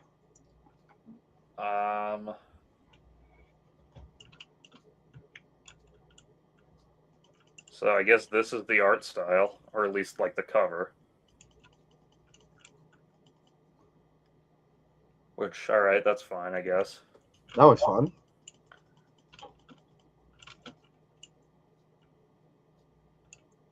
The structure's familiar, the character's recognizable, emotional core is still there. Okay, for the first pages, the comic establishes a more grounded tone. Grandpa Max feels less like a goofy road trip guardian and more like somebody already carrying years of secrets. Gwen immediately appears sharper and more emotionally aware. Ben himself still has traces of the impulsive kid everyone remembers, but there's more anxiety behind his jokes now. The world around him feels less safe. Yeah, when this comes out on trades, I'm going to read this. Is it not already out? Well, like the first issue is, but not like the trade. So what's the issue? I mean, there's no issue. I just like buying trades. I thought you just said there was an issue. Yeah, I know. Ha ha ha. Fuck you. Who's on first? I mean, who is on first? Yeah, so I guess they lean a lot more into like the body horror of the transformation. As in it hurts like a bitch? Well, more it looks like it should. Like the visual language of the comic makes it look really fucking chaotic, I guess. Is he like screaming as it happens? It doesn't mention that, and for spoiler reasons, it's not really showing images, but like they say, it feels chaotic, bones seem to stretch, flesh reshapes itself, the Omnitrix appears less like technology and more like a living organism. The military, I guess, gets involved quickly. As the military be military. Yeah.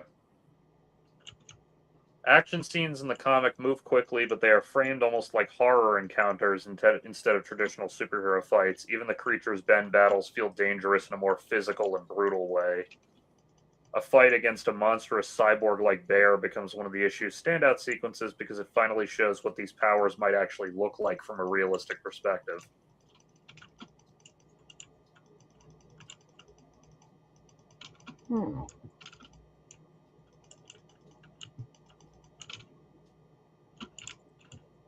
Yeah, so it looks like, oh, here's some images from the comic, I guess.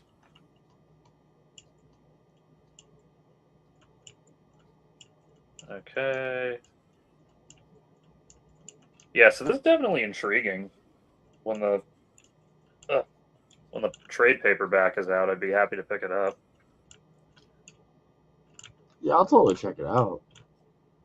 I love the Absolute comics and the new Ultimates, not the old ones. The old Ultimates are dog shit, largely. I don't know which ones are which. The old ones are like the 2000s era, like trying to reboot the Avengers for the modern day type of thing. Isn't that how we have the modern Avengers? Elements of the Ultimates did make it into the Avengers movies, yes. Like, it was you who was telling me about how that's why Hawkeye is like not a criminal anymore or whatever. Yeah, like they're the ones who came up with the idea of Hawkeye being like a shield agent. It's not the ideas that were all dog shit in the Ultimates. It was just the execution. Like they leaned really heavily into like being edgy and like, oh, this thing has to be more realistic, and by realistic they mean dark and shitty. Like, the Hulk fucking eats Wasp. Maybe he should. No, I don't mean eats her out. He should do that. No, he literally, like, kills and eats her. Maybe he should. She's Wasp. What'd she do? He's Hulk. He can do what he wants. I think he was also a rapist, too. Like, I think the Hulk fucking raped somebody or something. As I'm sure you know, Captain America's, like, fucking racist. See, that I just want. That I just want. Well, apparently it was executed badly, so I don't think you do. Quicksilver and Scarlet Witch actually fuck each other. Like, that's not just a subtext or a joke anymore. They just actually canonically fuck each other. I mean, I've seen Scarface. I get it. Yeah, that Ultimates continuity handled Spider-Man really well. Like, a lot of Spider-Man shit that we recognize came from there, most notably Miles. But most of the stuff they just didn't handle right, really. Their take on X-Men was kind of fucked up. What was their take on X-Men? Oh, just the same kind of problem of, like, writing these characters as kind of cynical dicks with no real warmth to them type of thing.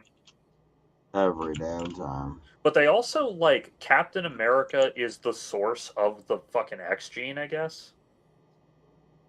Weird. Like, all mutants seemingly, at least initially, I think later they went back on this, but, like, initially all the mutants were, like, all based on an attempt to recreate Captain America that got out of control or something. Huh. Like I said, though, I think they went back on that later. Let me see. That's a choice. Mutants. Yeah, here we go. In the Ultimate Marvel Universe, the mutant gene was created by Weapon X, with James Howlett, Wolverine, being the first mutant. At some point later on, possibly during a confrontation between Magneto and his parents, the mutant trigger was released worldwide. That's not, like, the worst idea I've ever heard, but it's kind of lame. I mean, it could be worse, though. True. It's not like dog shit. It's just, Yeah, and, like Captain America, it's not just that he was racist, it's that he was, like, a belligerent asshole, too. Like, I would just love, Captain comes out the ice, and Nick Fury's like, welcome, son. And Captain just like, boy, what you doing? He's not that like, he's not actively racist. He's more of, like, the passive, absorbed racist ideology without thinking of it type of racist. I'm saying I would have just really enjoyed not. He doesn't have to be active in terms of, like, say a slur. He's just got to be active. Like, why aren't you at your water fountain? Funny enough, he is a little racist, but he's not homophobic. Yeah, because now, granted, we reveal that after he's been out of the ice for a little, so he's kind of, like, maybe just moved on from bigotry in general. Ain't nobody straight in LA. Yeah, basically, because, like, the guy, I forget which character comes out to him, but he's anticipating that Captain America's not going to handle it well, and instead he's like, no, that's fine. And the guy's like, wait, really? And he basically just says, like, I got too much to worry about to be homophobic. Listen, don't ask me about it and don't tell me about it. It wasn't even that level. It was more just like, bro, aliens are real. I can handle you being gay. That's fine. That's such a wild fucking... Aliens I'm sure are you've real. seen this I guess before. You can be gay. I'm sure you've seen this before. When they demand Captain America surrender, he responds, surrender? You think this letter on my head stands for France? That. I think about that a lot. Funny enough, the new Ultimates actually has a reference to that, because when Captain America makes his debut in the present, one of the little kids says, like, Mommy, what does the A on his helmet stand for? Stands for France. Yeah, people made that meme. Where is it? Right here.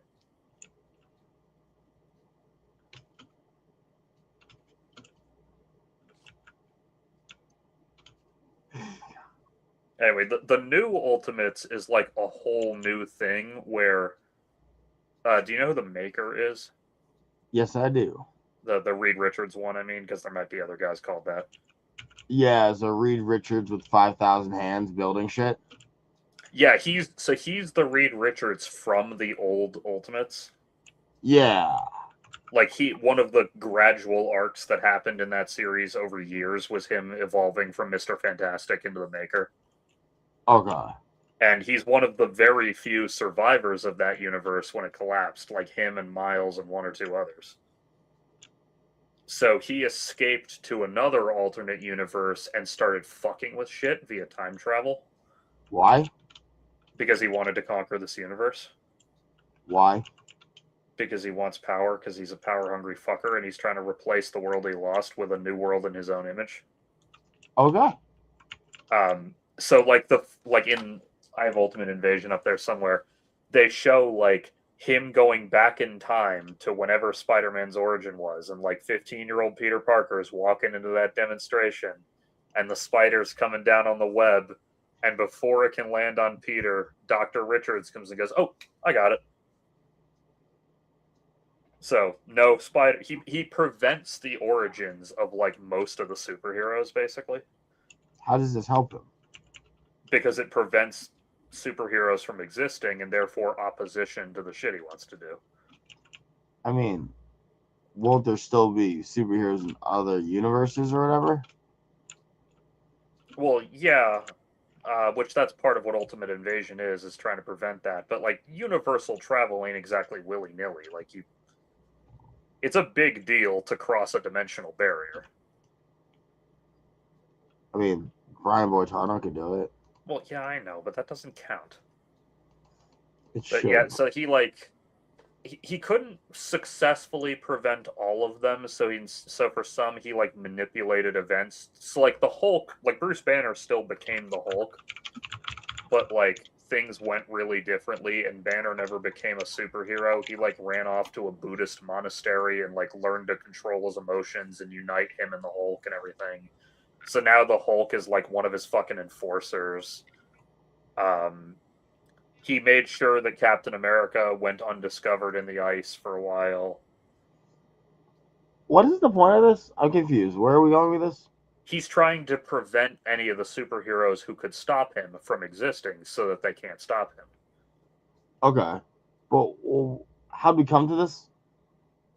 What do you mean? Like he came to a universe that was No, similar no, to no, no, no, no, no. Like, why'd you bring up the Maker? I'm confused.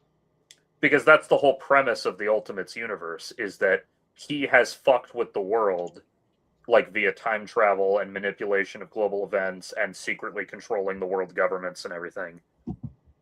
So now it's up to like this ragtag version of the heroes to come to cobble themselves together and create some kind of resistance to the Maker. Okay.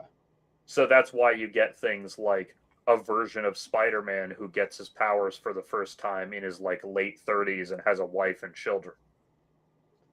Or Tony Stark is like a teenage boy searching for his missing father. Captain America intentionally is more or less the same as the traditional Captain America because he comes from an era before the Maker showed up. Wait. Why would the Maker show up in the same time? The same time as whom? Like the Maker didn't go into the past before Captain America?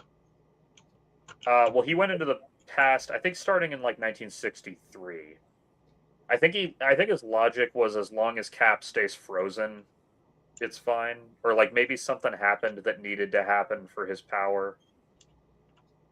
Frankly, I get why the guy controlling global events wouldn't want to fuck with World War II, the global event that made the US a superpower. I mean, you could just not let the US form in the first place. There might have been limits to his time travel, maybe, or something. I don't remember all the details, and I've only read the first volume of each book, so like there might be more that I just haven't read yet.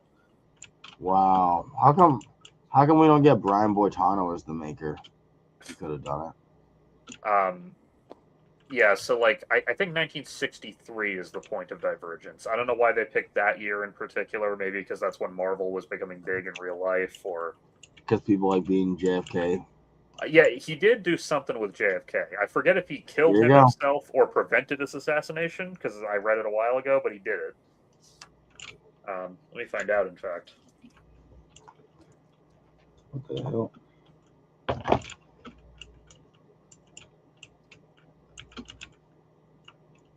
okay. Yeah, he arrived in 1963 and used his future knowledge and technology to like fuck with events.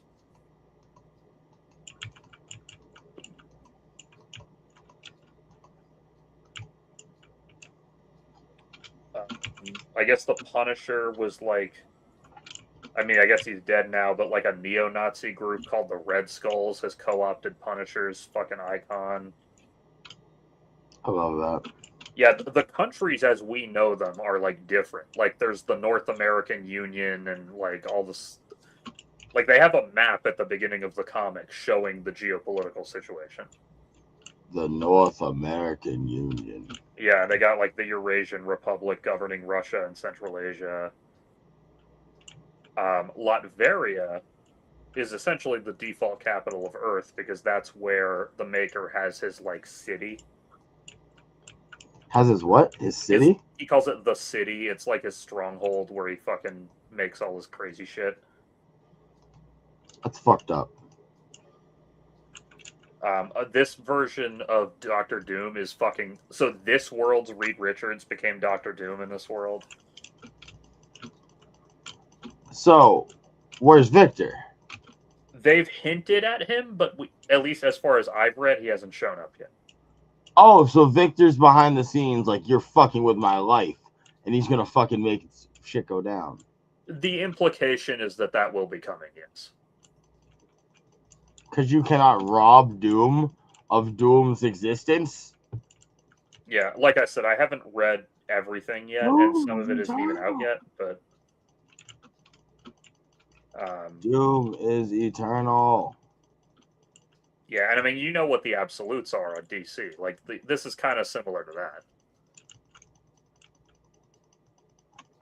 All these names sometimes confuse me because it's like the ultimate versions don't seem very ultimate, and the absolute versions don't seem very absolute. The absolute versions are very absolute in the sense that they are absolutely really cool. True. But yeah, like, but that's different. That's not like as a direct result of a character fucking with history. It's more just like this is a world where things go differently. Meanwhile, this is specific. Yeah, and also the absolutes, like the details around the characters are very different, but world history in general seems pretty similar. Whereas in the Ultimates, like there's alternate history at play. I get you. Like Bruce Wayne's personal history is really different, but like Gotham City still looks like a North American city as we'd picture it. Like they got smartphones and fucking cars and everything.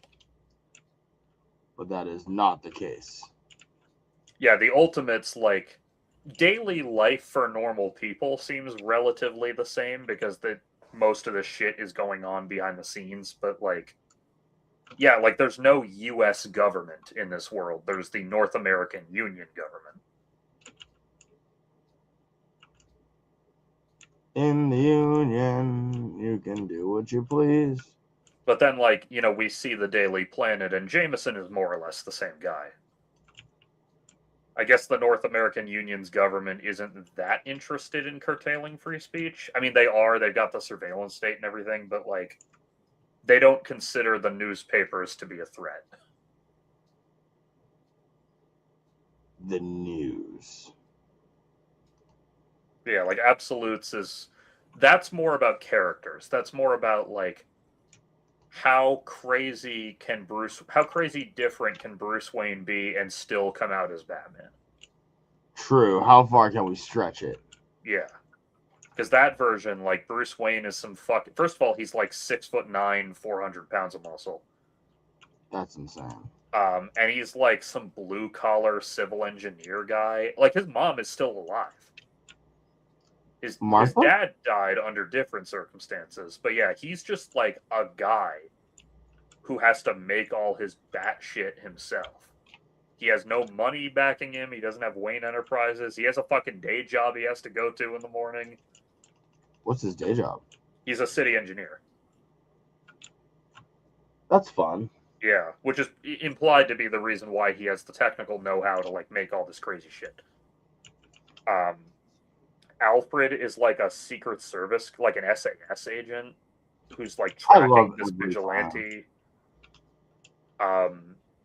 Superman, so he still got like sent off in the pod and everything, but he landed like I guess he just landed slightly earlier or slightly later because the government found him first, and he was raised in like a fucking laboratory.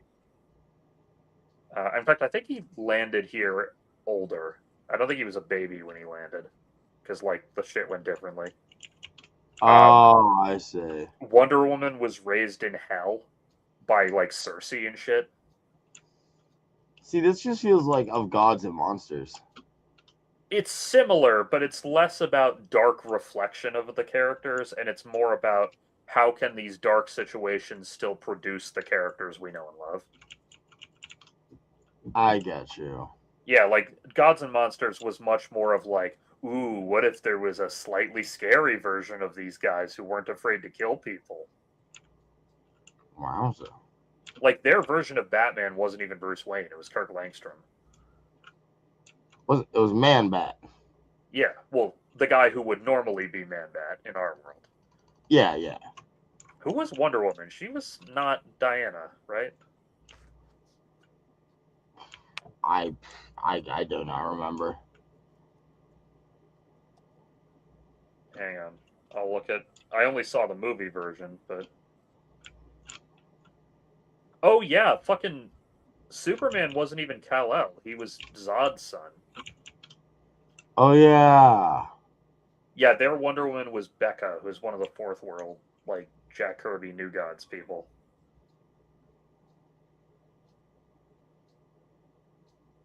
Yeah, so that was a cool concept, like that little animated movie. But this takes it a lot farther. It's much more of like, you know, oh shit, what do the villains look like in this world? Or like, oh, Lois Lane isn't a journalist. She works for this like shadowy black ops agency that she's not cool with necessarily. Like she's starting to get suspicious of what they do. And the Martian Manhunter one in particular is fucking fantastic because that's like, it's a First of all, it's super trippy and surreal. Like it makes usage of the comic book medium format like way more than any other comic I've read. Like there are pages where you have to like hold the page up to a lamp to see the hidden image and shit. What? Yeah. I guess What the second I haven't read the second volume yet, but I guess the second volume has a section where you're supposed to actually cut along the page to fucking fold it or whatever. That's crazy. Yeah, but and it's got amazing use of color and everything, but it's about a detective, like a normal police detective named John Jones, who gets essentially possessed by an alien consciousness that basically tags along in his head. So he's like trying to do detective work while this Martian voice that for all he knows isn't real, that he's hallucinating, is like trying to help him with the case. But then he realizes it has to be real because the Martian can show him shit he can't normally see. It's just schizophrenia. Kind of, but it's affecting other stuff. Like it actually, there's one section of it where there's like a really bad kind of do the right thing style heat wave going through town that's making everyone crazy. And it starts affecting reality because the sun isn't setting. Like Detective Jones is like, this day feels like it's going on forever because it is. It's going on for like weeks, and his perception of reality is getting fucked up, and he doesn't notice that it's been going on so long. How do you sleep? They're not sleeping. He's just, or maybe they are, but his brain is being wiped of having slept. That's crazy.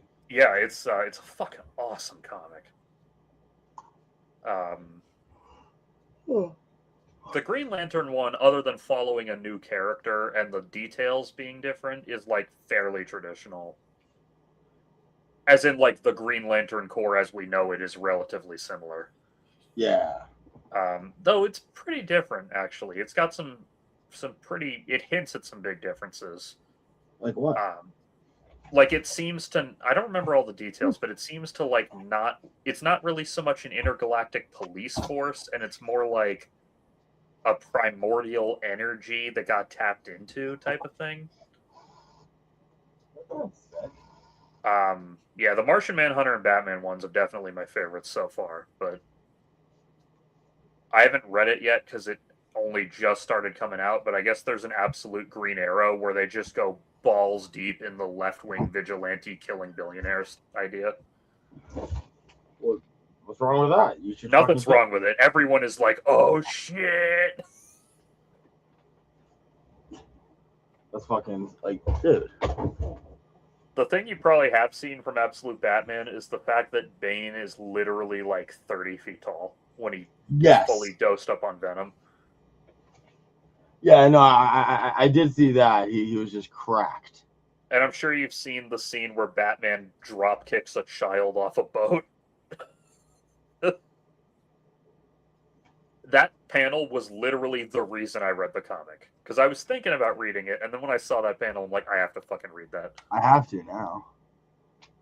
What's even funnier is after he does it, one of the other assassins, who's presumably the kid's mom or like whatever, also comes out and then just sees Batman standing there and sees her own kid in the water and just goes, I'm not winning this one, and just jumps off herself.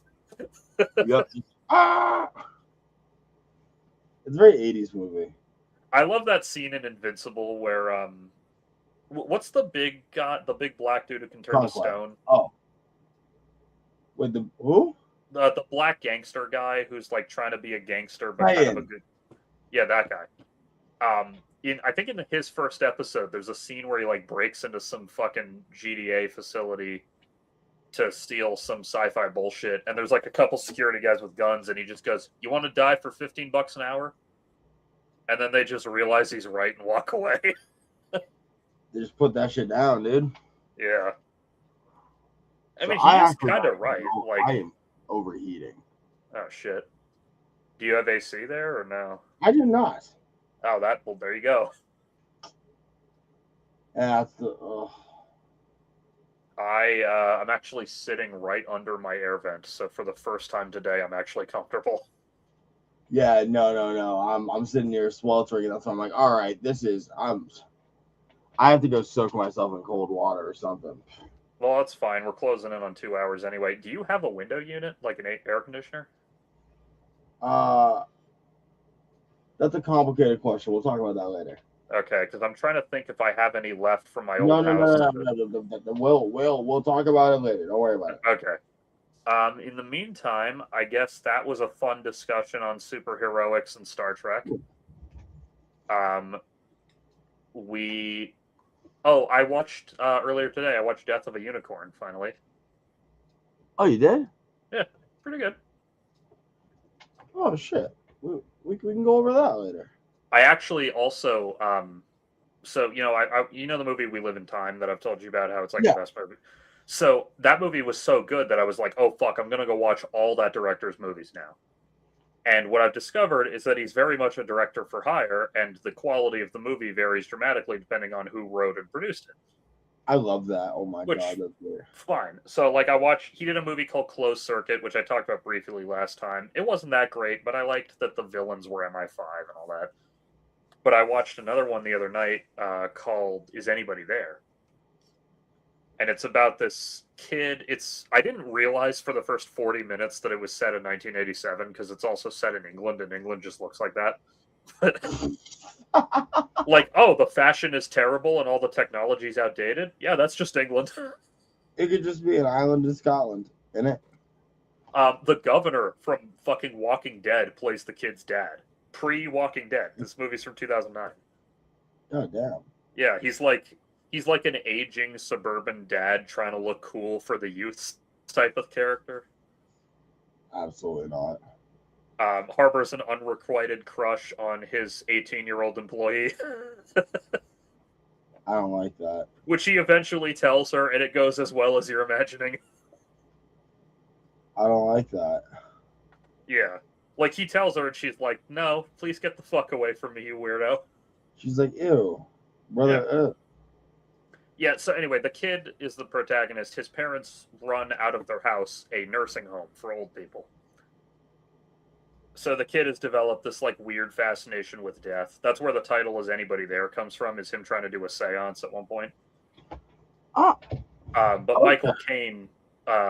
Michael Caine plays the other main character. He moves in. He's like an aging, one-time, very famous, successful, popular magician who's now like Speaking of old and Alfred, yeah. It was only a couple years after that too. Now he's like old and senile. So okay. he and the kid developed this like weird little friendship. It wasn't like the best movie ever, but it was pretty good. But the reason I thought of it, I forgot to mention this earlier. At one point, the kid, it's his birthday, so he has a costume party. Like, he invites a couple friends, and all the old people living in the nursing home all dress up. So, like, you know, his mom's got like a Groucho Marx glasses on, and like his dad is something from the 80s back when he was, or I guess this is the 80s. So his dad is some like 60s Flash Gordon thing back when he was cool. True. Guess Wait, what? One what? of the old people living in the retirement home wore. Adolf Hitler. No, not quite that bad, but pretty bad. B.A. Baracus. You're on the money. Not a specific black character, necessarily. Yeah, they just did blackface. I'm just trying to nail down how they framed it. Well, it was more like 30s, like, because he had like a 30s style pinstripe suit on and everything, too. Oh, he's a pimp. No, he's more like a minstrel show character, really. Like a jazz singer character. Yeah, But it's that's framed like they don't spend a ton of time on it. Maybe in the deleted scenes they did. I didn't watch those, but like it's very much framed like a oh Jesus, grandpa doesn't know he can't do that type of tone. But yeah, but like he's just got the well, he's thing like a on. really that character. He's only a minor character, but he's like a very nice old man who's always kind to everybody. So he clearly means absolutely no harm by it and just has no idea. It happens a lot. I mean, he's retirement home age in 1987, so he was presumably born in like 1895. I just wish we could all have Robert De Niro from Bad Grandpa as our grandfather instead. Can Wait, do I you say mean it? Bad Grandpa or Dirty Grandpa? Because those are two Dirty very Grandpa. different. Okay, those are two No, very you're right. different movies. No, you're right. You're right. Where it's like, can I say it? Can I say it? And Zac Efron's like, no, no. And they're like, say that shit. I never saw that movie. All I know about it is from the trailer where he says, "I'd rather let Rosie O'Donnell shit in my mouth from a helicopter." No, like, there's just this earlier scene where Robert De Niro is like talking with like a bunch of black dudes. He's like, okay, so try to explain this to me. So, can I say it? Can I not say it? When can I say it? He's like, and when the black dudes go, you can say it when we fucking say you can say it. Yeah. And he's like, oh, okay. I get that. And later's like, so can I? Can I? I've probably mentioned this to you before, but I have a friend who has enough black friends that they were encouraged. No, it's okay, say it. And my friend was like, "Look, I appreciate that you put so much trust in me. I really do. I'm not getting in the habit of putting that word in my vocabulary. It's not going to end well." Any black people who just give like passes to their friends need to be considered. Because what the fuck are you doing? Who are you doing this for? I'm Yourself? assuming this was like a very good friend, but still, my friend was like, Well, "I no, don't I want to mean, get in it's the like, habit." well, I just mean in general, what is the benefit to this? True. I've only said it to you one time, and it was when you explicitly asked me to for the purposes of our discussion. I mean, that's a little lacking context, but yes. Well, we were talking about like the word in a semi-academic setting, and you were like, "And I want you to say it." Well, For yeah, no, but that's more because it's like, all right, if we're gonna, you can't have a conversation about a word if we're gonna fucking make me like treat this shit like a fucking exactly. dragon. That's the thing. If you're gonna be like, well, I need your take on this. All right, well, what are we talking about here? I did When, literally do the meme where I shook my head to make sure that my disapproval was clear. all right, virtue signal. No, it's Listen, just everyone I'm knows making you fun don't of my want to say it. no, I'm making fun of myself, like for being because it was like, whoa, shit, really? When you said I want you to say it, and I'm like, all Well, right, because but I'm I not don't happy understand about it. what. Well, dog, because people would rather have a conversation about a word and not say it than not have the conversation about the word. In other words, it's like the meaning isn't what matters. It's like the idea of a swear word, and we should not give it some supernatural power. Yeah, I'm sure you remember the Samuel L. Jackson interview where the white interviewer didn't want to say it, and he's like, "No, I want you to read me the quote exactly. Like, I want you to say it out loud." Otherwise, we can't have a conversation. We're just going back and forth. Yeah, It's like for that versus who who's the fucking old guy where he's like, oh no, you can do it. No one's stopping you. oh Oh no, they yeah, won't let me. I'll let you. yeah, Hell, I'll stay with you. We'll do it together. You yeah. What ready? was that from? Who was that again? Random old black news pundit. That was it. Yeah. He's just bald, so you're confusing him with Sam L. No, I'm thinking of a different thing as well. But Samuel L. Jackson did also, in a much friendlier context, in an interview like a decade plus ago, like I think Yeah, for yeah, Django yeah. Unchained. It's just not as fun as like, no, do it. Come on. Yeah, it wasn't a fight with Samuel L. Jackson. It was more like, no, no, no, I want you to read it. It's okay. Like I'm giving. It's actually back before Bill Maher went fully insane. There was a time that he was Okay, talking. It was dog. like 2012. I remember that He was distinctly. already insane. Well, yeah, he already had his problems, but this was back when he cared about looking like a normal I'm person. overheated to death, and you're out here telling me about how Bill Maher wasn't insane. What the fuck are you talking about? Okay, he cared about looking normal. He had I forget which black eye he had on. It might have been Ta-Nehisi Coates, but I don't think it was. It was some like guy like that, like an academic Sure, who's written a bunch of books on race in America. sure. And he was saying, were you here for my opening monologue? And the guy said, no, I wasn't. He goes, I told a story about how a Republican congressman got caught attending a ranch with a name so offensive I don't want to say it to you. And the guy goes, I'm giving you permission. I want you to say it. What was the name of the ranch? And he said, all right, it was Head Rock. But though he said it, I'm just not going to because YouTube TOS. But like, Bill Well, Maher was no, like, because Nick wouldn't like it. well, that too. But also, even if Nick did like it, YouTube TOS.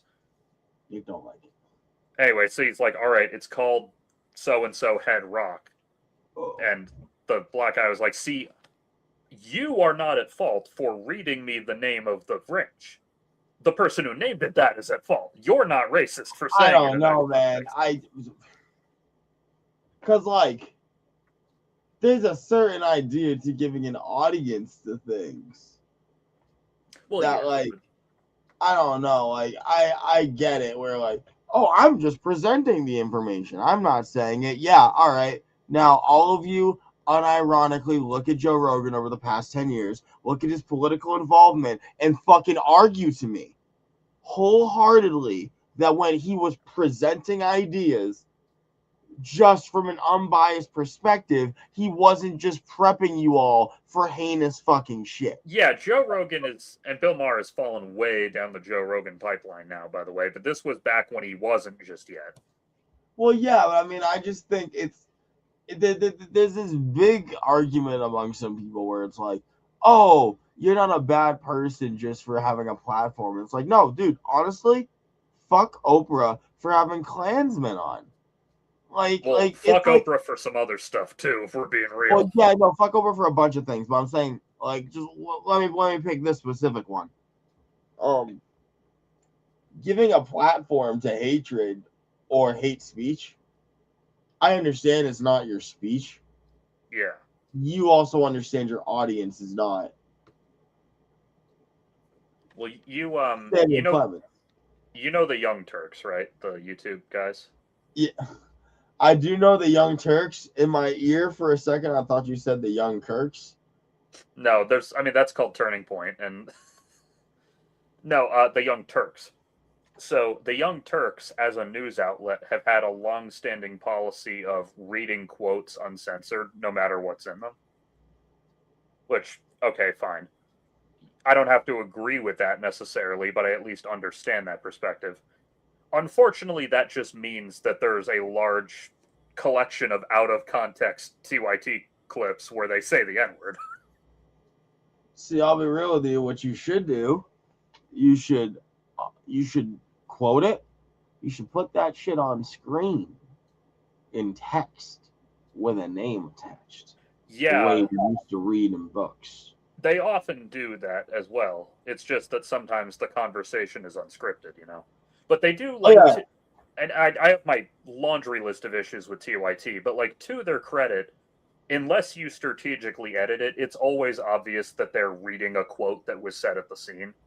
sure, Like, but because like, he's always like, you know, he says here and like holds up the paper and makes it clear he's reading, type of thing. sure, but just Like I said, I I've got a don't know. long list of problems with TYT, so I'm not defending them too hard.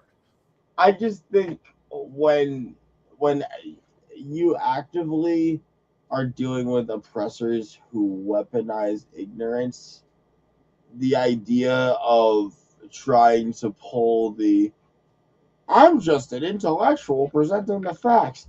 Fuck you, dude. Get True. Hunter S. Thompson out here for 10 seconds to argue you on what journalism is. Because Well, it's bullshit. if there's one thing you could never say about Cenk Uygur, it's that he pretends to be unbiased. He's always very clear about where he stands on what he's reading. I know. I think just when you read quotes like that, it's almost unbiased in what you're assuming of your audience. Well, yeah, that's the thing. The channel's been around for so long, they hail from an earlier era of internet discourse where it was assumed that everyone was as woke as that. No, that's stupid. No, that's stupid from jump. But I want to be clear here. I agree. I am almost 30 years old. Um, and back when I was in school, we used to popcorn read Mark Twain. And I could tell you from the first time I've heard children popcorn reading Mark Twain that you really cannot assume like positive or even unbiased things for your audience because of your subject matter. And when you do, what you're doing is you're giving a platform to hating, heinous, and just immoral people to take advantage of it. I think you guys all know what I'm talking about because somehow in every class there's always one dude who couldn't read suddenly really wanted to talk about Jim. And he didn't just say Jim. Yeah, there is, well, not always, but there is sometimes that one kid who's a little too excited to read the passage that has the slurs in it. There's I know a lot of them. Like man, like and they scream them off the page, you know, like they really just lean in. Now, granted, I did that one time, but it wasn't for a slur. It was just simply to be allowed to say fuck in front of a teacher. No, see, that's fine. Yeah, and I was also a kid. Oh, I would just swear in front of my teacher flat out. For some, I would. Like, I had some teachers where that was acceptable, but, like, this was an actual semi-professional setting, so I was like, all right, I had to pick my moment. Semi-professional. I'm in English class. What are you going to do, stifle my writing? I remember one put time, on my creativity?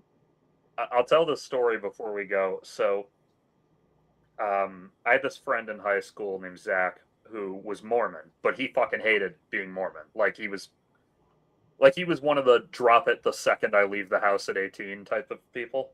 We love Mormons. I fucking hate them personally, but we but love Mormons. What do you mean? Anyway, so I got to math class one day and I was early, so I was just kind of standing by the door. I think I was chatting, maybe not with my teacher, but like with someone. I was chatting with someone. And Zach walks by and I give him like the nod. He goes, "Larry, guess what? My dad's not a Mormon anymore." And I forgot my teacher was next to me and I went, "Oh, fuck yeah." And I high-fived him. And she's just standing there like, "Yo, you know I can hear you, right?" I mean, who cares? No, it was just fun, especially me in my edgy atheist days. But it was really funny because his dad was like the one who had used to be the one really enforcing that we have to be dedicated to this, and then eventually just was like, eh. So he's just like, I talked to him about it later that day. He goes, yeah, dude, it's nuts. My dad drinks and watches porn now. Like, all the shit that he used to do before he converted. Wait, why did he convert? I don't know why his dad converted. That was before he was born. But, like, he wasn't raised Mormon. He converted somewhere in his life. And then, I guess, lost faith in it further in his life. While living in Massachusetts? I don't know if he always lived in Mass. He, actually, I don't want to share too many details, but his dad was, like, a federal marshal, so he might have lived here for work reasons. Sure. I mean, to be fair, you don't gotta give me the deeds. It's more just like that ain't Utah. No, his dad might have been from Utah. I don't know. I never met his dad. I just heard stories about him. I don't even know if I ever saw a photo of him. But yeah, he apparently, and I know this because it was mentioned to me, his dad actually had clearance to fly armed, like even on non-work trips. Like on their family trips to like Disney World or wherever, his dad was allowed to be packing a fucking Glock on the plane, dude. Ugh. That's actually kind of. It must be really like surreal to be the one guy allowed to fly armed. I never understand. I mean, I guess I just always think of like the thing. It's like if you wanted to, you would just fucking bring the shit anyway. Yeah, I mean, in his case, it was like his service weapon, so he wasn't bringing it out of desire. It was more just he had to. No, like I get that. I guess I mean like I just don't imagine you think about it much. I don't know. Like I said, I never met the guy, so I don't know what his personality was like, but I just know the son he raised, so I can imagine what his personality was like. This is where I'd put my son if I had one. I don't know. I think that guy joined the Navy or something. I forget what he did after high school, but In the Navy. actually, yeah, I remember he joined the Navy because he was saying how because he was an Eagle Scout, he got to start at E4 instead of like E2 or whatever. That's so weird. I guess if you're an Eagle Scout, they consider you to have already passed some of the survivalist training, I guess. All that just for being molested? Damn.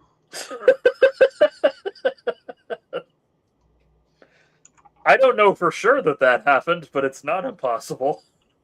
I mean, we are talking about the Boy Scouts of America, True. so Also, statistically, not that I ever wanted to join the Boy Scouts, but shout out to my mom for not letting me consider joining the Boy Scouts because of their homophobia. That was a bold yeah, you're political still not stance. out And the like, closet. what? Yet you're still not out the closet. Hey, I'm a proud degenerate. But yeah, my mom was like an early adopter of the pro-gay rhetoric. Like she was teaching me that shit when I was like a toddler in like 1999. When you say an early adopter of the pro-gay rhetoric, I don't like. What do you mean by that? I mean that she was a proud and vocal supporter of gay rights long before that was a popular position. Okay, that's where I'm. No, it was already a popular position, guy. In Massachusetts, maybe, not in the U.S. broadly. I don't know. I feel like you can give someone flowers without having to be like, and they themselves were before the curve. Because it's not that they were before the curve. It's just that our society kind of ignores the curve until it throws it in our faces. Well, yeah, but my point is, like, you got to remember that gay marriage didn't hit over 50% approval rating in the U.S. till, like, the Obama administration.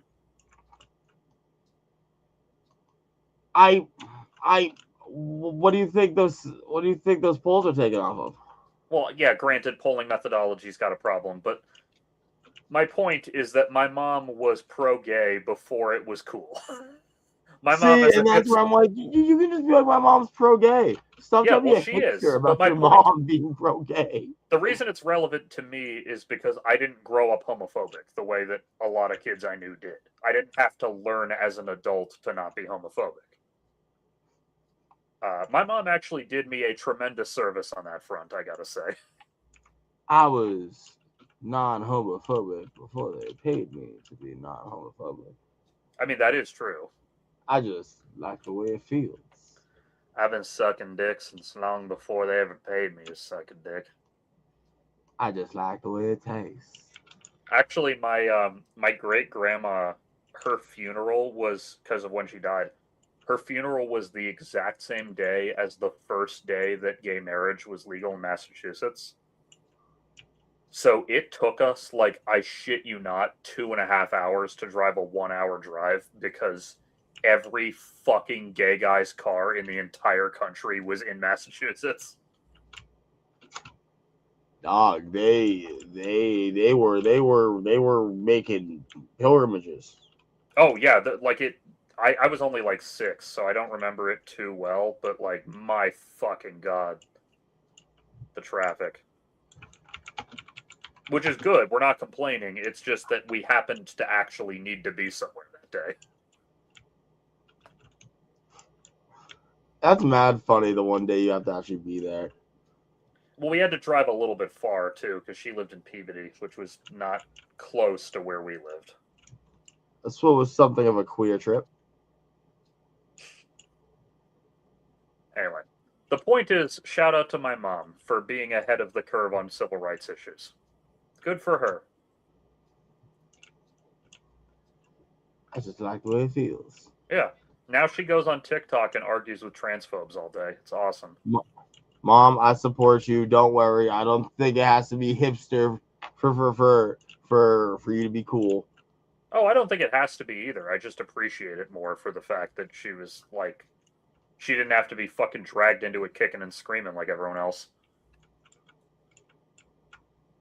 Maybe I am an intellectual family. Jesus.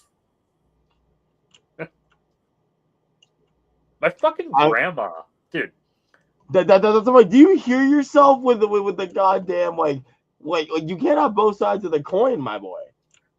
That's last election, my fucking grandma voted in favor of legalizing LSD. Yeah, dog. Okay, so like, you see what I mean? I know. It's just like, Jesus. Okay. I didn't think that one would be such an easy sell, but shout out grandma, I guess. Well, I mean, I feel like grandma was the easy one to sell this to. There are certainly harder to sell members of my family, yeah. Grandma saw Woodstock. Grandma had 2 kids and was pregnant with a third when Woodstock took place. Grandma was fucking 30 when Woodstock happened, dude. Dog, 30-year-olds were getting down at Woodstock. Probably, but I don't think she was because she had 2 children and was pregnant with a third. Where do you think she got pregnant? I don't know where. I don't want to know or speculate, but I doubt it was at Woodstock. So, it was. Have you ever seen that picture of the pool at Woodstock? Yeah. Family tree. Actually, the same grandma actually was telling me a story once, and this just kind of speaks to her family's mindset. When she was like a little kid, so it's like the 40s, they were on a train trip, and she befriended some little black girl on the train. And when they crossed a certain state line, both of their parents were like, all right, let's separate those 2 kids. And both kids immediately recognized why and were like, God damn it. I swear you tell me this story at least once a week. Well, I might have told you, but maybe I haven't told the audience, or maybe I have. No. I'm not complaining. I just think it is funny how at least once a week that story is relevant to our lives, is my point. Like, I'm not criticizing at all. It's just like, You wouldn't think we'd have to bring this up so often, but we Well, yeah, do. it's easy to forget I that love America. segregation, like literal de jure segregation, wasn't that fucking long ago. Oh, I don't forget that shit, bro. Ruby Bridges is the age of all your grandmas. Ruby Bridges is younger than my grandma, actually. Yeah, but that's because your family's a little older. Yeah, my family is like everyone in my family is one of those weird sandwich generation kids where they technically like they were born in like 1938 but really fit more in with the boomers than they do with the silent generation. Bunch of dudes who should have been fighting in wars, but were instead fighting on the real estate market. Yeah, bunch of dudes born at the exact right time to skip going to war. No, literally, like if World War II had gone on like 2 more years, my grandpa would have been dragged into it. Yeah, but that would have been cool, man. No, it wouldn't have. I mean, it would have been heroic. It wouldn't have been cool. Killing Nazis is pretty cool. It's cool, but it's also scary. I mean, so is living in America now, but My it's not cool. this is my grandpa. Actually, both my grandpas are from England. He got like chased down the street by a German fucking plane once. Good. Not like shooting at him, but like following his fucking position rather closely. I like that. Yeah. Well, it's what's kind of sad is that when he got older, he needed a CPAP mask, but by then he was starting to get a little senile, and so he didn't like wearing the CPAP mask because it reminded him of having to sleep in a fucking gas mask in the tunnels. Nice. Yeah, I was like, oh, like I felt bad for him. Such Like, a flashback. Fuck. I mean, it wasn't that bad. It was more just like a sense of unease because nothing bad happened when he was a kid. It was just scary. I mean, fair. Like luckily he didn't lose anyone to the bombings or lose his house or anything. But yeah, he was born at the exact right age to be too young for World War II and then be far too old for any conflict afterwards. Plus, he had a master's degree. They weren't sending master's degree professionals to the fucking front. Well, I mean, not unless you really piss someone off. Or in the case of my great grandfather, I don't know if he had a master's, but he wasn't a combat soldier. He was like a come in 5 minutes after the combat is over and start strategizing the rebuilding type of guy. The Army Corps of Engineers. Not exactly that, but doing that kind of work. I forget exactly which like unit or department he was in, but he was like a low level officer. But yeah, like when it wasn't super dangerous like the front was, but like no, there were still snipers around sometimes in the areas he was walking through. Well, yeah, I mean, I would imagine it would be weird if there weren't. He also got to personally witness the legendary incident where Patton shot the donkey for blocking the road. Patton be shooting donkeys. Yeah, my like the scene from the movie, like my great grandpa was there and watched that happen. That must have been a fun thing to watch. It was a memorable thing to watch. I don't know how much fun it was. Same difference. Yeah, my dad told me once he's watched the Patton movie so many times that because it's like one of his favorites, that when he sees a photo of the actual Patton, it takes him a second to recognize him because in his head, Patton looks like George C. Scott. That's not good. Well, he's just seen the movie like so many times. Read a book, Larry's dad. If there is, I hate to say it, if there is one fucking thing you can never accuse my father of, it's not reading. My entire basement is stuffed with his World War II books. Yes, he is the very stereotypical boomer dad on that front. Does he own any swastikas? No, he doesn't own any memorabilia. He just owns books about it. Oh, okay, he's cool then. Yeah, I think when he was a kid, he had model planes and shit, but that's like... Does he do reenactments? No. No, he's not like a diehard. Like, he's not obsessed with it. It's just that one of the things he enjoys reading and watching about is World War II. So, like his section of the bookshelf is, like, World War II, some music stuff, some car stuff, a couple James Bond books, and that's it. America. But yeah, he's like, I think the only World War II memorabilia he has is just stuff his grandfather owned. Like, he's probably got his grandpa's medal or whatever around. Maybe like the cap from his dress uniform. But like, no, he doesn't have any Nazi shit. He doesn't have any fucking like Japanese bayonets or any of that. Well, that's good. Yeah. Anyway, I hear my dog trying to get into my room, so I'm gonna go let her in and or outside, depending on what she asks for. She speaks English. I swear to God, this fucking dog speaks English. The dog does not speak English, but I gotta go. She does know what "excuse me" means. I gotta go. I'm gonna overeat. That's fine. I kept you longer than I meant to. Good night, everyone. Like the stream, subscribe to the channel, turn on the bell, and keep yourselves cool. Good night. Good night. Don't die. Yeah, please don't die.